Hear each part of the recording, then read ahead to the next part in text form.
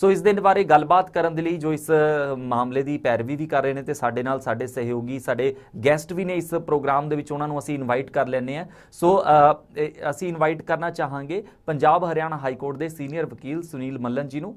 ਜੀ ਬਹੁਤ ਬਹੁਤ ਸਵਾਗਤ ਹੈ ਤੁਹਾਡਾ। ਮੱਲਨ ਸਾਹਿਬ, ਤੁਹਾਡੀ ਆਵਾਜ਼ ਜਿਹੜੀ ਹੈ ਉਹ ਨਹੀਂ ਆ ਪਾਈ ਹੈ।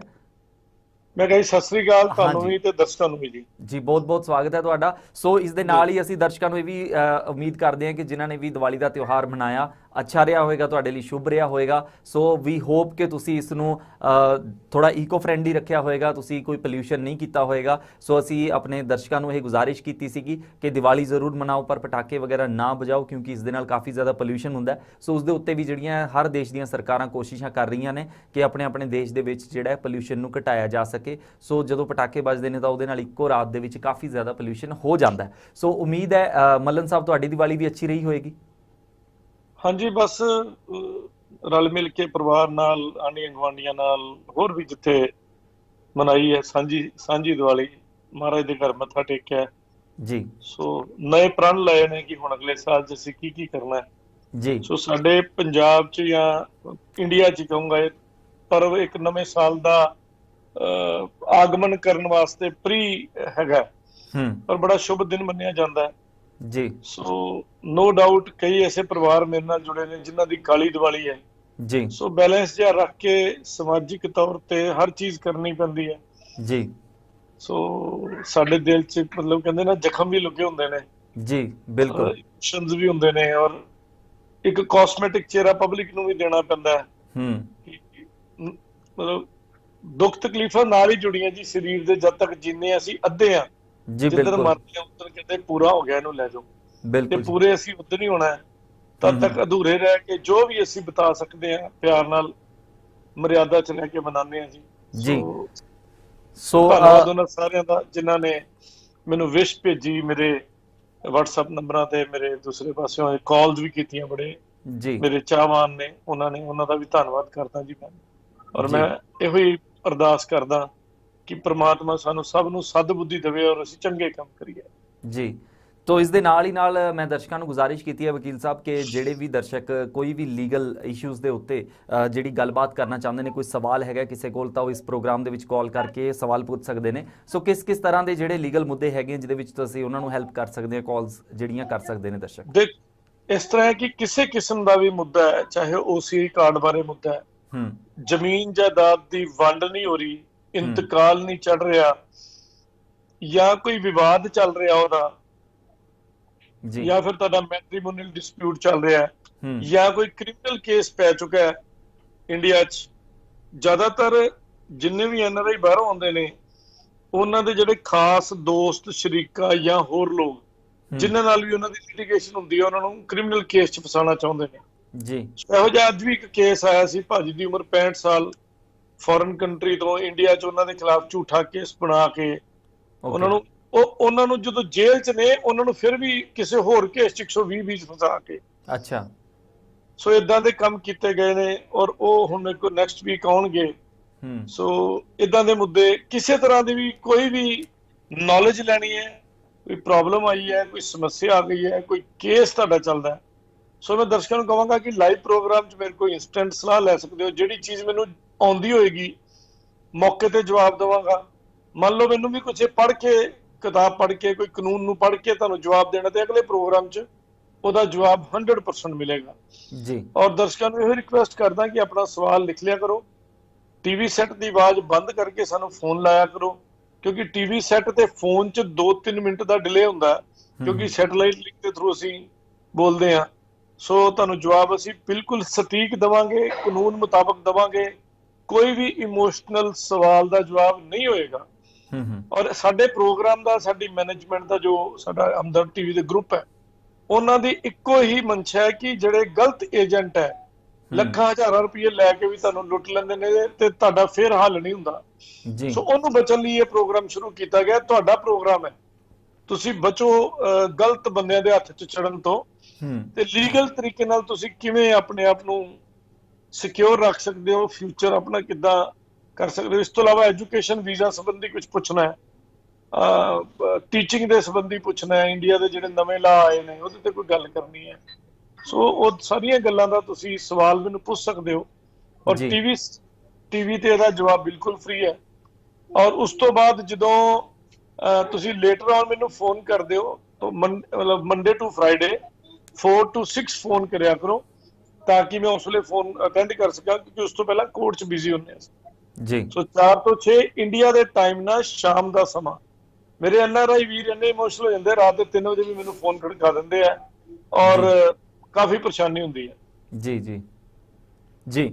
ਸੋ ਵਕੀਲ ਸਾਹਿਬ, ਹੁਣ ਅਸੀਂ ਗੱਲ ਕਰਾਂਗੇ ਜਿਹੜਾ ਹਰਚਰਨ ਪੀਲੀਭੀਤ ਦੇ ਕੇਸ ਦੇ ਵਿੱਚ ਸੁਣਨ ਦੇ ਵਿੱਚ ਆਇਆ ਕਿ ਕੁਝ ਨਵਾਂ ਮੋੜ ਜਿਹੜਾ ਹੈਗਾ ਉਹ ਆ ਗਿਆ ਜੀ ਤੇ ਬਹੁਤ ਜਲਦ ਜਿਹੜੇ ਕਾਤਲ ਨੇ ਉਹ ਫੜੇ ਵੀ ਜਾਣਗੇ। ਇਹ ਇੱਕ ਅਜਿਹੀ ਘਟਨਾ ਹੈ ਜਿਹਦੇ ਵਿੱਚ ਅਸੀਂ ਇਹ ਦੇਖਿਆ ਸੀਗਾ ਕਿ ਹਰਚਰਨ ਸਿੰਘ ਦੀ ਉਮਰ ਬਹੁਤ ਘੱਟ ਸੀਗੀ। ਸੋ ਇੰਨੀ ਘੱਟ ਉਮਰ ਦੇ ਵਿੱਚ ਜਦੋਂ ਐਡਾ ਵੱਡਾ ਸਦਮਾ ਪਰਿਵਾਰ ਨੂੰ ਮਿਲਦਾ ਹੈ ਔਰ ਅਚਾਨਕ ਇਦਾਂ ਦੀ ਘਟਨਾ ਵਾਪਰ ਜਾਂਦੀ ਹੈ ਜਿਸ ਦੀ ਹੋਣ ਦੀ ਉਮੀਦ ਵੀ ਤੁਸੀਂ ਨਹੀਂ ਲਗਾਈ ਸੀਗੀ, ਸੋ ਇੱਕ ਬਹੁਤ ਵੱਡਾ ਝਟਕਾ ਹੁੰਦਾ। ਸੋ ਇਹ ਝਟਕਾ ਉਸ ਪਰਿਵਾਰ ਦੇ ਲਈ ਹੈ। ਜਿਵੇਂ ਕਿ ਤੁਸੀਂ ਗੱਲ ਕੀਤੀ ਸੀਗੀ ਕਿ ਦੀਵਾਲੀ ਬੜੇ ਸਾਰੇ ਪਰਿਵਾਰਾਂ ਦੇ ਲਈ ਕਾਲੀ ਦੀਵਾਲੀ ਵੀ ਰਹੀ, ਜਿਨ੍ਹਾਂ ਘਰਾਂ ਦੇ ਵਿੱਚ ਅਜਿਹੇ ਦੁੱਖ ਹੁੰਦੇ ਨੇ ਜਾਂ ਅਜਿਹੀਆਂ ਸੱਟਾਂ ਲੱਗੀਆਂ ਹੁੰਦੀਆਂ ਨੇ, ਅਜਿਹੇ ਸਦਮੇ ਲੱਗੇ ਹੁੰਦੇ ਨੇ, ਉਹਨਾਂ ਦੇ ਲਈ ਤਾਂ ਹਰ ਦਿਨ ਜਿਹੜਾ ਹੈਗਾ ਉਹ ਮਾੜਾ ਹੀ ਲੰਘ ਰਿਹਾ ਹੁੰਦਾ। ਸੋ ਅਜਿਹੇ ਦੇ ਮਾੜੇ ਦਿਨਾਂ ਦੇ ਵਿੱਚੋਂ ਗੁਜ਼ਰ ਰਿਹਾ ਜਿਹੜਾ ਹਰਚਰਨ ਸਿੰਘ ਪੀਲੀਭੀਤ ਦਾ ਜਿਹੜਾ ਪਰਿਵਾਰ ਹੈ, ਉਹ ਹੁਣ ਇਨਸਾਫ ਦੇ ਕਿੰਨੀ ਕੁ ਨਜ਼ਦੀਕ ਹੈਗਾ? ਕਿਉਂਕਿ ਅਸੀਂ ਜੋ ਸੁਣ ਰਹੇ ਹਾਂ ਉਹ ਇਹ ਹੈ ਕਿ ਬਹੁਤ ਜਲਦ ਜਿਹੜੇ ਨੇ ਕਾਤਲ ਉਹ ਫੜੇ ਜਾਣਗੇ। ਤਾਂ ਕਿੱਥੇ ਹੈਗਾ ਇਹ ਮਾਮਲਾ, ਕਿੱਥੇ ਹੈ ਕੇਸ?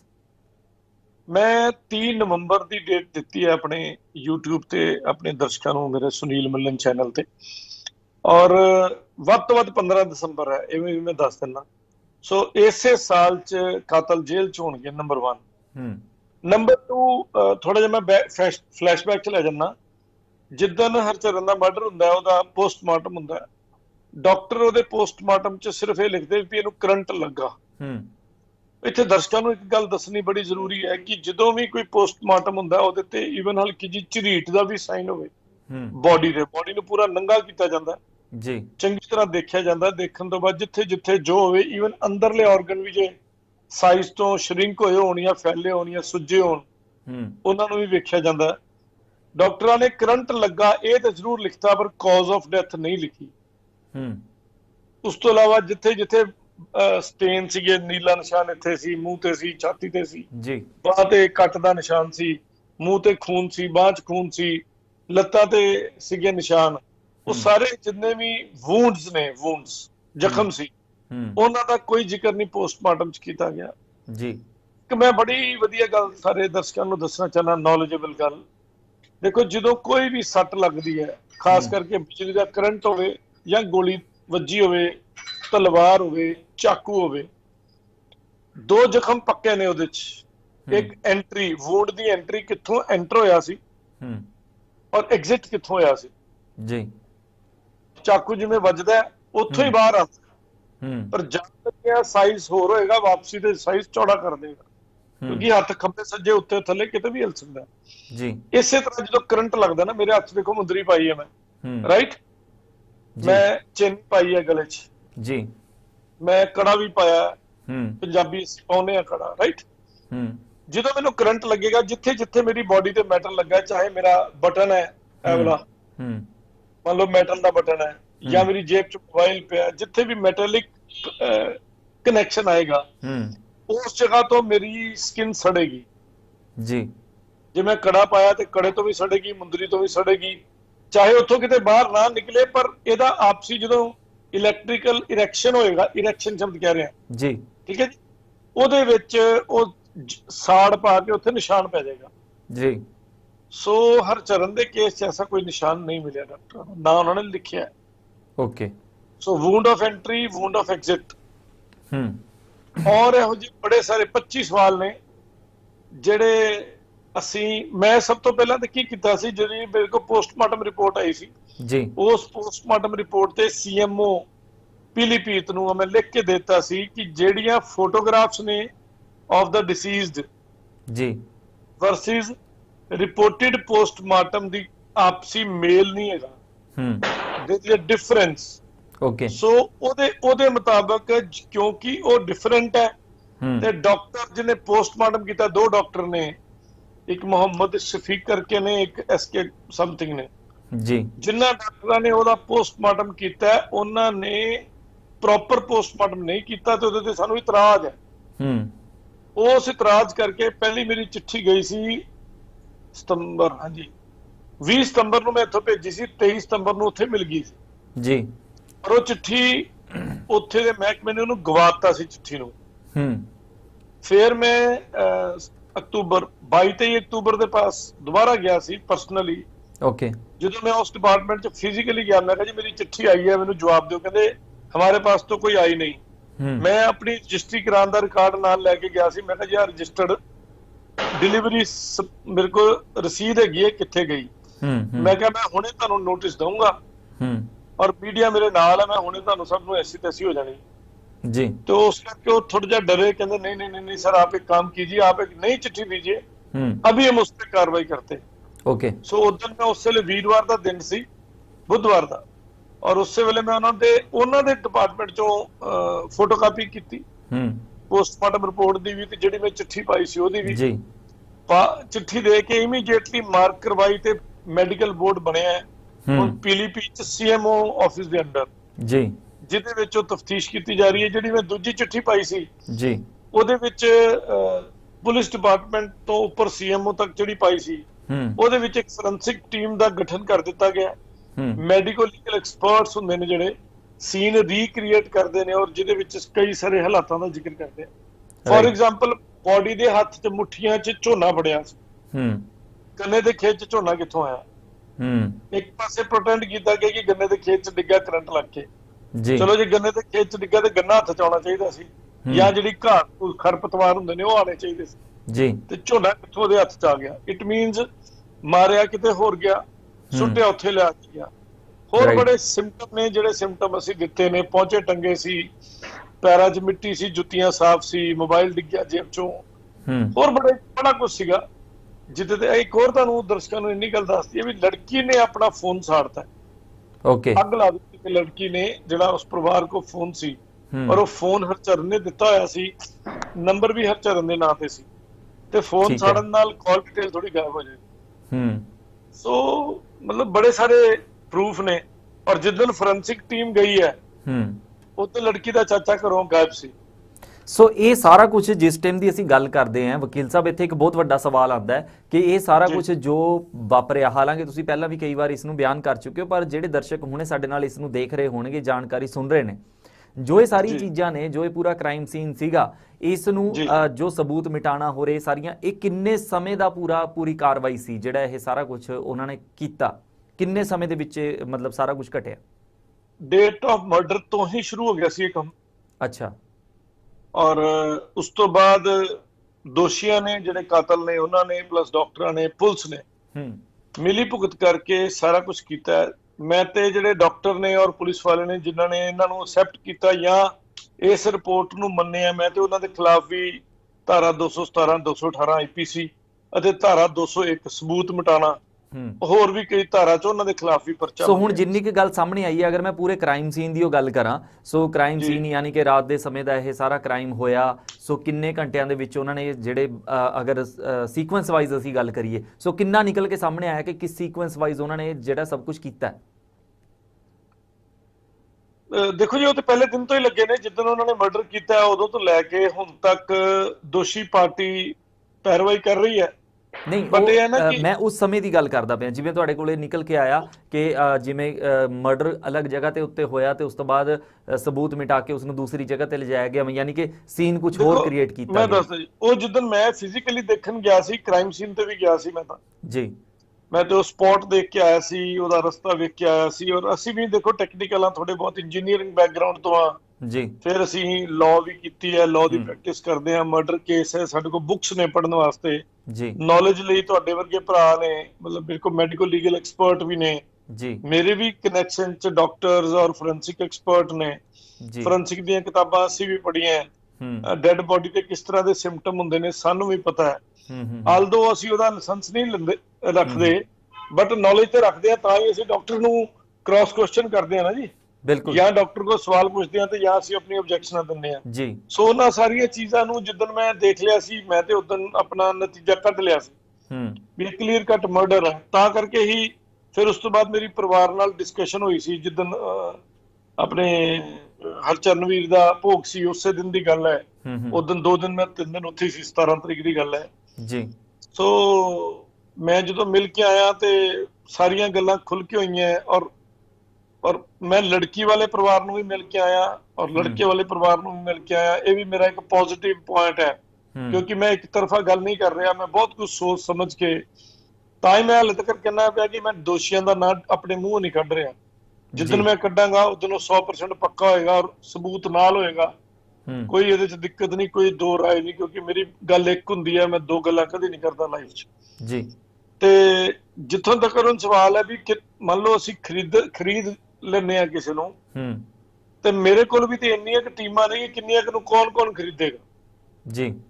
ਇੱਕ ਟੀਮ ਨੂੰ ਖਰੀਦ ਲਿਆ, ਦੂਜੀ ਟੀਮ ਨੂੰ ਖਰੀਦ ਲਓਗੇ, ਕਿ ਤੀਜੀ ਨੂੰ ਖਰੀਦ ਲਓਗੇ। ਮੇਰੀ ਤੇ ਇੱਕ 20 ਰੁਪਏ ਦੀ ਚਿੱਠੀ ਵਕਤਾ ਪਾ ਦਿੰਦੀ ਹੈ, ਸਾਂਭਣੀ ਔਖੀ ਹੋਈ ਹੈ। ਔਰ ਮੈਂ ਫਿਜ਼ੀਕਲੀ ਵੀ ਜਾਣਾ, ਕੱਲਾ ਜਾਣਾ, ਕੋਈ ਡਰ ਨਹੀਂ, ਕੋਈ ਵਾਸਤਾ ਨਹੀਂ, ਮਾਲਕ ਤੋਂ ਅੱਗੇ ਕੀ ਹੋਏਗਾ। ਠੀਕ ਹੈ ਜੀ, ਬਿਲਕੁਲ। ਬਾਕੀ ਉਹ ਪਰਿਵਾਰ ਮੈਨੂੰ ਪੂਰੀ ਸੇਫਟੀ ਸਿਕਿਉਰਿਟੀ ਦਿੰਦਾ ਹੈ, 18-20 ਜਣੇ ਉਹਨਾਂ ਦੇ ਮੇਰੇ ਨਾਲ ਹੁੰਦੇ ਨੇ ਜੀ, ਔਰ ਅਸੀਂ ਉੱਥੇ ਜਾਂਦੇ ਆ ਔਰ ਐਥੀਕਲੀ ਔਰ ਐਜ਼ ਪਰ ਪੁਆਇੰਟ ਅਸੀਂ ਮਿਲ ਕੇ ਆਨੇ। ਐਸਐਸਪੀ ਸਾਹਿਬ ਨੂੰ ਮੈਂ ਮਿਲਿਆ, ਸੀਐਮਓ ਸਾਹਿਬ ਨਾਲ ਮੁਲਾਕਾਤ ਹੋਈ ਹੈ, ਅਸਿਸਟੈਂਟ ਸੀਐਮਓ ਨਾਲ ਮੁਲਾਕਾਤ ਹੋਈ ਹੈ, ਹੋਰ ਵੀ ਪੁਲਿਸ ਦੇ ਜਿਹੜੇ ਆਈਓਸੀ ਜਿਹੜੇ ਸਾਡੇ ਅਸਲੇ ਕ੍ਰਾਈਮ ਦੇ, ਉਹਨਾਂ ਨਾਲ ਮੁਲਾਕਾਤ ਹੋਈ ਹੈ, ਹੋਰ ਲੋਕਾਂ ਨਾਲ ਮੁਲਾਕਾਤ ਹੋਈ ਹੈ। ਸੋ ਸਾਡੀ ਵੀ ਕਲੋਜ਼ ਮੋਨੀਟਰਿੰਗ ਚੱਲ ਰਹੀ ਹੈ ਵੀ ਕੀ ਹੋ ਰਿਹਾ ਹੈ, ਰਾਈਟ। ਔਰ ਜਿਹੜੀ ਕ੍ਰਾਈਮ ਰੀਕ੍ਰੀਏਸ਼ਨ ਵਾਸਤੇ ਜਿਹੜੀ ਟੀਮ ਆਈ ਸੀ, ਉਸ ਵੇਲੇ ਵੀ ਮੇਰੇ ਪਰਿਵਾਰ ਦੇ ਲੋਕ ਉਹਨਾਂ ਦੇ ਨਾਲ ਸੀ, ਉਹਨਾਂ ਨੇ ਸਾਰਾ ਆਬਜ਼ਰਵ ਕੀਤਾ ਕਿ ਜਿਹੜੀ ਉਹਨਾਂ ਦੀ 1.5-2 ਘੰਟੇ ਦੀ ਵਿਜ਼ਿਟ ਸੀ, ਉਹਦੇ ਵਿੱਚ ਕੀ ਹੈ, ਰਾਈਟ। ਸੋ ਕਈ ਸਾਰੀਆਂ ਗੱਲਾਂ ਨੇ। ਤੋ ਇੱਥੇ ਮੈਂ ਦਰਸ਼ਕਾਂ ਨੂੰ ਇਹ ਚੀਜ਼ ਦੱਸਣੀ ਚਾਹਾਂਗਾ, ਜਿਵੇਂ ਕਿ ਤੁਸੀਂ ਪੋਸਟਮਾਰਟਮ ਦੀ ਗੱਲ ਕੀਤੀ ਹੈ, ਬਹੁਤ ਵਾਰ ਇਦਾਂ ਦੀਆਂ ਵਾਰਦਾਤਾਂ ਹੋ ਜਾਂਦੀਆਂ ਨੇ ਕਿ ਕਈ ਵਾਰੀ ਪਰਿਵਾਰਕ, ਇਹ ਤੇ ਮਾਮਲਾ ਹੀ ਬਹੁਤ ਵੱਖਰਾ ਹੋ ਗਿਆ। ਸੋ ਕਈ ਵਾਰੀ ਮਾਮਲੇ ਇਦਾਂ ਦੇ ਨਹੀਂ ਹੁੰਦੇ, ਕਈ ਵਾਰੀ ਹੋਰ ਤਰ੍ਹਾਂ ਦੇ ਵੀ ਕਈ ਕ੍ਰਾਈਮ ਆ ਜਾਂਦੇ ਨੇ, ਜਿਵੇਂ ਕਿ ਲੋਕੀ ਹਸਪਤਾਲਾਂ ਦੇ ਵਿੱਚ ਇਲਾਜ ਲਈ ਜਾਂਦੇ ਨੇ। ਸੋ ਕਈ ਵਾਰੀ ਅਚਾਨਕ ਪੇਸ਼ੈਂਟ ਦੀ ਡੈਥ ਹੋ ਜਾਂਦੀ ਹੈ, ਹਸਪਤਾਲ ਵਾਲਿਆਂ ਦਾ ਦਾਵਾ ਹੁੰਦਾ ਹੈ ਕਿ ਜੀ ਇਹ ਬਿਮਾਰ ਹੋਇਆ, ਇਸ ਨੂੰ ਇੱਦਾਂ ਕਰਕੇ ਪ੍ਰੋਬਲਮ ਹੋ ਗਈ, ਇਹ ਇੰਨੀ ਜ਼ਿਆਦਾ ਵੱਧ ਗਈ ਕਿ ਇਨਸਾਨ ਦੀ ਡੈਥ ਹੋ ਗਈ। ਬਟ ਕਈ ਵਾਰੀ ਪਰਿਵਾਰ ਜਿਹੜਾ ਹੈਗਾ ਉਹਦੇ ਉੱਤੇ ਓਬਜੈਕਸ਼ਨ ਵੀ ਚੱਕ ਰਿਹਾ ਹੁੰਦਾ, ਉਹ ਕਹਿ ਰਿਹਾ ਹੁੰਦਾ ਕਿ ਨਹੀਂ, ਸਾਡਾ ਬੰਦਾ ਇੰਨਾ ਬਿਮਾਰ ਨਹੀਂ ਸੀਗਾ, ਜਾਂ ਫਿਰ ਉਸਨੂੰ ਜਿੰਨੀਆਂ ਮੇਜਰ ਪ੍ਰੋਬਲਮ ਹੈ ਇਹਨਾਂ ਨੇ ਦੱਸੀਆਂ ਨੇ ਉਨੀਆਂ ਨਹੀਂ ਸੀਗੀਆਂ, ਪਰ ਪੋਸਟਮਾਰਟਮ ਨਹੀਂ ਕਰਵਾਉਂਦੇ। ਕਈ ਵਾਰ ਇਮੋਸ਼ਨਲ ਹੋ ਜਾਂਦੇ ਨੇ ਕਿ ਅਸੀਂ ਨਹੀਂ ਪੋਸਟਮਾਰਟਮ ਨਹੀਂ ਕਰਵਾਉਣਾ। ਸੋ ਇਦਾਂ ਦੇ ਮਾਮਲੇ ਹੁੰਦੇ ਨੇ, ਜਾਂ ਫਿਰ ਐਕਸੀਡੈਂਟਲ ਮਾਮਲੇ ਹੁੰਦੇ ਨੇ, ਬਹੁਤ ਸਾਰੇ ਇਦਾਂ ਦੇ ਮਾਮਲੇ ਹੁੰਦੇ ਆ ਜਿਹੜਾ ਪੁਲਿਸ ਦੇ ਹੱਥ ਦੇ ਵਿੱਚ ਕਈ ਵਾਰ ਨਹੀਂ ਜਾਂਦਾ ਹੈਗਾ, ਘਰ ਵਾਲਿਆਂ ਦੇ ਹੱਥ 'ਚ ਹੀ ਹੁੰਦਾ, ਤਾਂ ਉਹ ਪੋਸਟਮਾਰਟਮ ਨਹੀਂ ਕਰਵਾਉਂਦੇ। ਸੋ ਕਿੰਨਾ ਕੁ ਅਹਿਮ ਹੋ ਜਾਂਦਾ ਹੈ ਪੋਸਟਮਾਰਟਮ। ਹੋਰ ਜੇਕਰ ਮੰਨ ਲਓ ਪੋਸਟਮਾਰਟਮ ਇੱਕ ਪਰਿਵਾਰ ਦੇ ਮੈਂਬਰ ਮਿਲ ਕੇ ਕਰਵਾਉਂਦੇ ਨੇ ਔਰ ਇੱਕ ਜਾਇਜ਼ ਰਿਪੋਰਟ ਦੀ ਉਮੀਦ ਕਰਦੇ ਨੇ, ਸੋ ਕੀ ਉਹਨਾਂ ਨੂੰ ਉਸੇ ਟਾਈਮ ਕਿਸੇ ਵਕੀਲ ਦੀ ਮਦਦ ਲੈਣੀ ਪੈਂਦੀ ਹੈ, ਜਾਂ ਫਿਰ ਖੁਦ ਵੀ ਆਪਣੇ ਤੌਰ ਦੇ ਉੱਤੇ ਉਸ ਚੀਜ਼ ਨੂੰ ਥੋੜੀ ਬਹੁਤ ਪੈਰਵੀ ਉਸਦੀ ਕਰਕੇ ਇਹ ਕੰਮ ਕਰਵਾ ਸਕਦੇ ਨੇ? ਸੋ ਇਸ ਬਾਰੇ ਕੀ ਸਲਾਹ ਦੇਣਾ ਚਾਹੋਗੇ ਲੋਕਾਂ ਨੂੰ? ਸਰ, ਮੈਂ ਇਸ ਬਾਰੇ ਪਰਿਵਾਰ ਨੂੰ ਸਲਾਹ ਦੇਣਾ ਚਾਹਾਂਗਾ ਕਿ ਫੋਟੋਗ੍ਰਾਫੀ ਜ਼ਰੂਰ ਕਰੋ ਬੋਡੀ ਦੀ ਜੀ, ਬੇਸ਼ੱਕ ਨਿਊਡ ਕਰਕੇ ਕਰੋ, ਕੋਈ ਸ਼ਰਮ ਵਾਲੀ ਗੱਲ ਨਹੀਂ। ਉਹ ਤੇ ਵਿਚਾਰੀ ਹੁਣ ਦੇਹ ਹੀ ਹੈ ਸਾਡੀ, ਮਿੱਟੀ ਹੈ, ਔਰ ਉਹ ਫੋਟੋਗ੍ਰਾਫੀ ਬੜੀ ਕਲੀਅਰ ਹੋਣੀ ਚਾਹੀਦੀ ਹੈ। ਔਰ ਕੈਮਰੇ ਨੂੰ ਤੇ ਉਹਨੂੰ ਰੀਲ ਨੂੰ ਸੰਭਾਲ ਕੇ ਰੱਖੋ, ਮੈਮਰੀ ਕਾਰਡ ਨੂੰ, ਨੰਬਰ 1। ਔਰ ਜਦੋਂ ਵੀ ਤੁਸੀਂ ਪੋਸਟਮਾਰਟਮ ਕਰਾਓ, ਪੋਸਟਮਾਰਟਮ ਵੇਲੇ ਤੁਸੀਂ ਵੀਡੀਓਗ੍ਰਾਫੀ, ਸਟਿਲ ਫੋਟੋਗ੍ਰਾਫੀ ਮੰਗੋ ਕਿ ਸਾਨੂੰ ਇਹਦੀਆਂ ਕਾਪੀਆਂ ਨਾਲ ਚਾਹੀਦੀਆਂ, ਜਾਂ ਅੰਡਰ ਦਿਸ ਪ੍ਰੋਵੀਜ਼ਨ ਹੋਵੇ। ਠੀਕ ਹੈ ਜੀ। ਜੇ ਤੁਹਾਨੂੰ ਲੱਗਦਾ ਹੈ ਕਿ ਡਾਕਟਰ ਨੇ ਰਿਪੋਰਟ ਨਹੀਂ ਠੀਕ ਬਣਾਈ ਜਾਂ ਕੋਈ ਗੜਬੜ ਹੈ ਜੀ, ਤੇ ਤੁਸੀਂ ਕੋਰਟ ਕੋਲ ਐਪਲੀਕੇਸ਼ਨ ਮੂਵ ਕਰਕੇ ਬੋਡੀ ਨੂੰ ਫ੍ਰਿਜ ਚ ਲਾਓ, ਤੇ ਕੋਰਟ ਕੋਲ ਐਪਲੀਕੇਸ਼ਨ ਮੂਵ ਕਰਕੇ, ਤੇ ਥਰੂ ਆਰਮੀ ਦੇ ਇੰਸਟੀਟਿਊਸ਼ਨ ਨੇ, ਏਮਜ਼ ਹੈ, ਹੋਰ ਬੜੀਆਂ ਥਾਵਾਂ ਨੇ। ਸੋ ਉਹਦੀ ਬੋਦਰੇਸ਼ਨ ਨਾ ਸੋਚੋ ਕਿ ਅੱਜ ਬੋਦਰੇਸ਼ਨ ਹੋਏਗੀ, ਪਰ ਇਹ ਹੈ ਕਿ ਤੁਸੀਂ ਫਿਰ ਤੁਹਾਡਾ ਪ੍ਰੂਫ ਜਿਹੜਾ ਮਿਟ ਜਾਏਗਾ, ਉਹ ਤੁਹਾਨੂੰ ਪ੍ਰੋਬਲਮ ਕਰੇਗਾ ਕੱਲ ਨੂੰ, ਕਿਉਂਕਿ ਹਰਚਰਨ ਦੇ ਕੇਸ 'ਚ ਵੀ ਕੁਛ ਏਦਾਂ ਦਾ ਹੀ ਹੋਇਆ ਜੀ।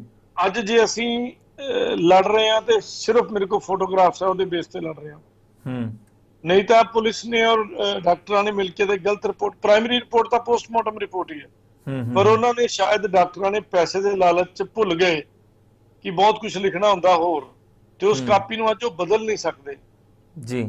ਤੇ ਮੇਰੇ ਵਰਗੇ ਭੈੜੇ ਵਕੀਲ ਦੇ ਵਸ ਪੈ ਗਏ। ਫਿਰ ਮੈਂ ਕਹੂੰਗਾ ਜਿਹੜੇ ਉਹਨਾਂ ਦੇ ਮਗਰ ਪਏ, ਮੇਰੇ ਤੋਂ ਵੀ ਬਹੁਤ ਸਿਆਣੇ ਵਕੀਲ ਵੀ ਨੇ, ਕੋਈ ਸ਼ੱਕ ਨਹੀਂ, ਮੈਂ ਉਹਨਾਂ ਦੀ ਰਾਏ ਵੀ ਲੈਣਾ ਵਾ, ਜਿਹੜੇ ਮੇਰੇ ਤੋਂ ਸੀਨੀਅਰ ਹੈ, 20-25 ਸਾਲ ਦੇ ਤਜਰਬੇ ਨੇ ਜੀ, ਇਹਦੇ ਵਿੱਚ ਕਿਸ ਲਕੂਨੇ ਤੇ ਕਿਸ ਪੁਆਇੰਟ ਤੇ ਲੜਾਈ ਲੜੀ ਜਾਵੇ।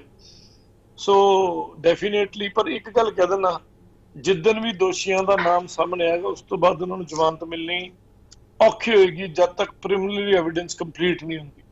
ਸੋ ਠੀਕ ਹੈ, ਅਸੀਂ ਸਮਝਦੇ ਹਾਂ ਕਿ ਤੁਸੀਂ ਹਜੇ ਫਿਲਹਾਲ ਨਾਮ ਵੀ ਨਹੀਂ ਲੈ ਸਕਦੇ ਜਾਂ ਫਿਰ ਰਿਵੀਲ ਨਹੀਂ ਕਰ ਸਕਦੇ ਜਾਂ ਨਹੀਂ ਕਰਨਾ ਚਾਹੁੰਦੇ, ਪਰ ਜੇਕਰ ਹੁਣ ਇੱਕ ਨਵੇਂ ਮੋੜ ਦੀ ਗੱਲ ਕਰੀਏ, ਸੋ ਜੋ ਨਵੇਂ ਮੋੜ ਸਾਹਮਣੇ ਆਏ ਨੇ ਉਹ ਕੀ ਨੇ, ਉਹਨਾਂ ਨੂੰ ਅਸੀਂ ਕਿਹੜੇ ਅਸੀਂ ਕਹੀਏ ਕਿ ਜਿਹੜੇ ਕੇਸ ਦੇ ਵਿੱਚ ਨਵੇਂ ਮੋੜ ਨੇ ਜਿਹੜੇ ਕਿ ਉਸ ਨੂੰ ਮਜ਼ਬੂਤ ਕਰਦੇ ਨੇ? ਯੈਸ, ਨਵੇਂ ਮੋੜ 'ਚ ਦੋ ਜਗ੍ਹਾ ਤੇ ਬੋਰਡ ਬਣ ਜਾਣਾ। ਨੰਬਰ 1, ਸੀਐਮਓ ਦੇ ਅੰਡਰ ਬੋਰਡ ਬਣਨਾ। ਜਿਨ੍ਹਾਂ ਨੇ ਪ੍ਰਾਇਮਰੀ ਪੋਸਟਮਾਰਟਮ ਕੀਤਾ ਸੀ ਉਹ ਡਾਕਟਰਾਂ ਨੂੰ ਜਵਾਬ ਦੇਣਾ ਪੈਣਾ ਸਾਡੇ 25-30 ਸਵਾਲਾਂ ਦਾ, ਜਾਂ ਫੋਟੋਗ੍ਰਾਫ ਦੇ ਹਿਸਾਬ ਨਾਲ ਅਸੀਂ ਇੱਕ ਪਾਸੇ ਟੈਕਨੀਕਲ ਟੀਮ ਬੋਰਡ ਨੇ ਬਹਿਣਾ, ਅਸੀਂ ਨਾਲ ਬਹਿਣਾ, ਇੱਕ ਪਾਸੇ ਡਾਕਟਰ ਹੋਣਗੇ, ਉਹਨਾਂ ਕੋਲ ਸਵਾਲ ਪੁੱਛੇ ਜਾਣੇ। ਦੂਜਾ ਫੋਰੈਂਸਿਕ ਟੀਮ ਜਿਹੜੀ ਰੀਕ੍ਰੀਏਟ ਕਰ ਰਹੀ ਹੈ ਸੀਨ ਨੂੰ ਔਰ ਐਵੀਡੈਂਸ ਨੂੰ, ਮਤਲਬ ਜਿਹਨੂੰ ਕਹਿੰਦੇ ਨਾ ਬੈਕਵਰਡ ਇੰਜੀਨੀਅਰਿੰਗ, ਅੱਜ ਤੋਂ ਪਿੱਛੇ ਨੂੰ ਚੱਲਣਗੇ ਉਹ ਕੀ ਹੋਇਆ, ਸੋ ਬੈਕਵਰਡ ਇੰਜੀਨੀਅਰਿੰਗ ਚੱਲ ਰਹੀ ਹੈ, ਉਹਦੇ ਤੇ ਸਵਾਲ ਕਰਨਗੇ। ਔਰ ਜੇ ਲੋੜ ਪਈ ਤੇ ਅਸੀਂ ਇਸ ਤੋਂ ਵੀ ਅਗਲੇ ਸਟੈਪ ਲੈ ਲਾਂਗੇ ਤੇ ਵੀ ਆਰ ਵੈਰੀ ਕਲੋਜ਼। ਇੰਨੀ ਗੱਲ ਮੈਂ ਕਹਿ ਦਿੰਦਾ ਕਿ ਵੀ ਆਰ ਵੈਰੀ ਕਲੋਜ਼ ਕਿ ਹੁਣ ਦੋਸ਼ੀ ਜੇਲ੍ਹ ਜਾਣਗੇ ਤੇ ਛੇਤੀ ਕਿਤੇ ਬਾਹਰ ਨਹੀਂ ਆਉਣਗੇ, ਜੇ ਆ ਵੀ ਗਏ ਤੇ ਫਿਰ ਉਸ ਤੋਂ ਬਾਅਦ ਉਮਰ ਕੈਦ ਤੇ ਭੋਗਣਗੇ, ਉਹਨਾਂ ਦੀ ਜ਼ਿੰਦਗੀ ਮਤਲਬ ਖਤਮ ਹੀ ਮੰਨਣ ਆਪਣੀ। ਔਰ ਮੈਂ ਤੇ ਅੱਜ ਵੀ ਆਪਣੇ ਚੈਨਲ ਦੇ ਮਾਧਿਅਮ ਦੇ ਥਰੂ ਉਸ ਪਰਿਵਾਰ ਨੂੰ ਜਾਂ ਉਸ ਕੁੜੀ ਨੂੰ ਰਾਏ ਦਊਂਗਾ ਕਿ ਬੇਟਾ ਸਰਕਾਰੀ ਗਵਾਹ ਬਣ ਜਾ, ਬਹੁਤ ਫਾਇਦੇ ਚ ਰਹੇਗੀ, ਤੇਰੀ ਬਹੁਤ ਵੱਡੀ ਉਮਰ ਪਈ ਹੈ, ਤੂੰ ਵੀ ਸਾਡੇ ਘਰ ਦੇ ਬੱਚੇ ਵਰਗੀ ਹੈ, ਜੋ ਵੀ ਤੇਰੇ ਕੋਲੋਂ ਗਲਤੀ ਹੋਈ, ਕਿਉਂਕਿ ਉਹਨੂੰ ਜਿੰਨਾ ਸੱਚ ਪਤਾ ਉਹਨਾਂ ਮੈਨੂੰ ਵੀ ਨਹੀਂ ਪਤਾ ਸਰ ਜੀ, ਉਹਨਾਂ ਕਿਸੇ ਹੋਰ ਨੂੰ ਨਹੀਂ ਪਤਾ, ਪਰ ਉਹਨੂੰ ਸੱਚ 100% ਪਤਾ ਹੈ। ਔਰ ਜੇ ਉਹ ਕੋਆਪਰੇਟ ਕਰੇ ਤੇ ਉਹਦੀ ਸਜ਼ਾ ਦੀ ਮਾਫੀ ਔਰ ਉਹਦੀ ਜ਼ਿੰਦਗੀ ਬਚਾਉਣ ਦੀ ਮੈਂ ਕੋਸ਼ਿਸ਼ ਕਰੂੰਗਾ। ਮੈਂ ਪਰਿਵਾਰ ਨੂੰ ਬਿਨਾਂ ਪੁੱਛੇ ਇੰਨੀ ਗੱਲ ਕਹਿ ਰਿਹਾ, ਹਰਚਰਨ ਦੇ ਪਰਿਵਾਰ ਨੂੰ ਜੀ, ਬਟ ਮੈਂ ਚਾਹੂੰਗਾ ਕਿ ਤੂੰ ਸਰਕਾਰੀ ਗਵਾਹ ਬਣ ਜਾ ਤੇ ਸੱਚ ਬੋਲ ਦੇ। ਸੋ ਜਦੋਂ ਕੇਸ ਦੀ ਪੈਰਵੀ ਅੱਗੇ ਚੱਲਦੀ ਸੀ ਤਾਂ ਕੁੜੀ ਦਾ ਕੀ ਰਵੱਈਆ ਰਿਹਾ, ਉਸਦਾ ਕੀ ਬਿਆਨਬਾਜ਼ੀਆਂ ਰਹੀਆਂ, ਉਹਨੇ ਕਿਸ ਤਰੀਕੇ ਦੇ ਨਾਲ ਇਸ ਨੂੰ ਸਾਰੀ ਘਟਨਾ ਨੂੰ ਬਿਆਨ ਕੀਤਾ? ਲੜਕੀ ਘਬਰਾਹਟ ਨਾਲ ਕੰਬਦੀ ਹੈ ਜੀ, ਜ਼ਰੂਰਤ ਤੋਂ ਜ਼ਿਆਦਾ। ਔਰ ਮੈਂ ਵੀ ਉਹਨੂੰ ਮਿਲ ਕੇ ਆਇਆ ਸੀ, ਉਹਦਾ ਕੰਬਣਾ, ਉਹਦੇ ਮੂੰਹ ਚੋਂ ਆਵਾਜ਼ ਨਹੀਂ ਨਿਕਲਦੀ, ਕਿਤੇ ਨਾ ਕਿਤੇ ਉਹ ਵੀ ਦਹਿਸ਼ਤ ਦੇ ਮਾਹੌਲ 'ਚ ਹੈ। ਹੁਣ ਉਹ ਦਹਿਸ਼ਤ ਉਹਨੂੰ ਕਿੰਨੇ ਦਿੱਤੀ ਹੈ ਮੈਂ ਹਲੇ ਨਹੀਂ ਦੱਸ ਸਕਦਾ ਜੀ, ਬਟ ਉਹ ਦਹਿਸ਼ਤ 'ਚ ਹੈ ਔਰ ਇੱਕ ਡਰ ਦੇ ਅੰਦਰ ਹੈ। ਉਹਨੂੰ ਦਿਖਦਾ ਹੈ ਜਿਵੇਂ ਇੰਝ ਲੱਗਦਾ ਵੀ ਉਹਦੇ ਸਾਹਮਣੇ ਮਾਰਿਆ ਗਿਆ ਹੈ ਹਰਚਰਨ ਨੂੰ। ਸੋ ਜਿਹਨੂੰ ਕਹਿੰਦੇ ਨੇ, ਹੁਣ ਤੱਕ ਉਹਨੇ ਕੀ ਬਿਆਨ ਦਿੱਤੇ ਨੇ? ਜਦੋਂ ਸਾਡੀ ਫੋਰੈਂਸਿਕ ਟੀਮ ਵੀ ਆਈ ਸੀ ਤੇ ਪਹਿਲਾਂ ਤੇ ਉਹ ਲੜਕੀ ਨੇ ਬਿਆਨ ਦੇਣ ਤੋਂ ਹੀ ਮਨਾ ਕਰਤਾ ਸੀ ਕਿ ਮੈਂ ਬਿਆਨ ਨਹੀਂ ਦੇ ਸਕਦੀ, ਜਿਹੜੀ ਲੇਡੀ ਇੰਸਪੈਕਟਰ ਉਹਦੇ ਕੋਲ ਗਈ ਸੀ। ਠੀਕ ਹੈ, ਤੇ ਜਿਹੜੀ ਉਸ ਤੋਂ ਬਾਅਦ दोबारा जो गई है ऑफिसर को वापस आई कि लड़की बयान नहीं दिंदी, ऑफिसर ने उन्हें दबका मारा भी तू लैनी है बयान के मैं तेनों अकल सिखावांगा। तो फिर जाके स्टेटमेंट लड़की दी लई गई है, कुछ बोल जो उन्हें बोलिया। सो स्टेटमेंट हुई है उस लड़की दी दोबारा। सो देखो इन ऑल केसेस जो मर्जी हो जाए, वो लड़की दी लास्ट कॉल है, लास्ट उन्होंने पता है कि हरचरण आ चुका है, ਬੰਬੀ ਕੋਲ ਹੋਣਾ ਹੈ, ਖੇਤ ਚ ਹੋਣਾ ਹੈ, ਇੱਧਰ ਹੋਣਾ ਉੱਧਰ ਹੋਣਾ ਹੈ। ਮੁੰਡੇ ਦਾ ਫੋਨ 5 ਮਿੰਟ ਲਈ ਬੰਦ ਹੋਣਾ, ਦੁਬਾਰਾ ਖੁੱਲਣਾ, ਕਿਸੇ ਨੇ ਤੇ ਬੰਦ ਕੀਤਾ, ਕਿਸੇ ਨੇ ਤੇ ਖੋਲਿਆ। ਇਹਦਾ ਮਤਲਬ 5 ਤੋਂ 7 ਜਿਹੜਾ ਫੋਨ ਬੰਦ ਰਿਹਾ ਉਹਦੇ ਦੌਰਾਨ ਹੀ ਉਹਦਾ ਮਰਡਰ ਕਰ ਦਿੱਤਾ ਗਿਆ ਔਰ ਉਸ ਤੋਂ ਬਾਅਦ ਉਹਨੂੰ ਸੁੱਟ ਦਿੱਤਾ ਗਿਆ, ਜੋ ਵੀ ਕੀਤਾ ਗਿਆ। ਔਰ ਲਾਸਟ ਸੀਨ ਵੀ ਜਿੱਥੇ ਹੈਗਾ ਉਹ ਹੈਗਾ ਹੀ ਹੈ।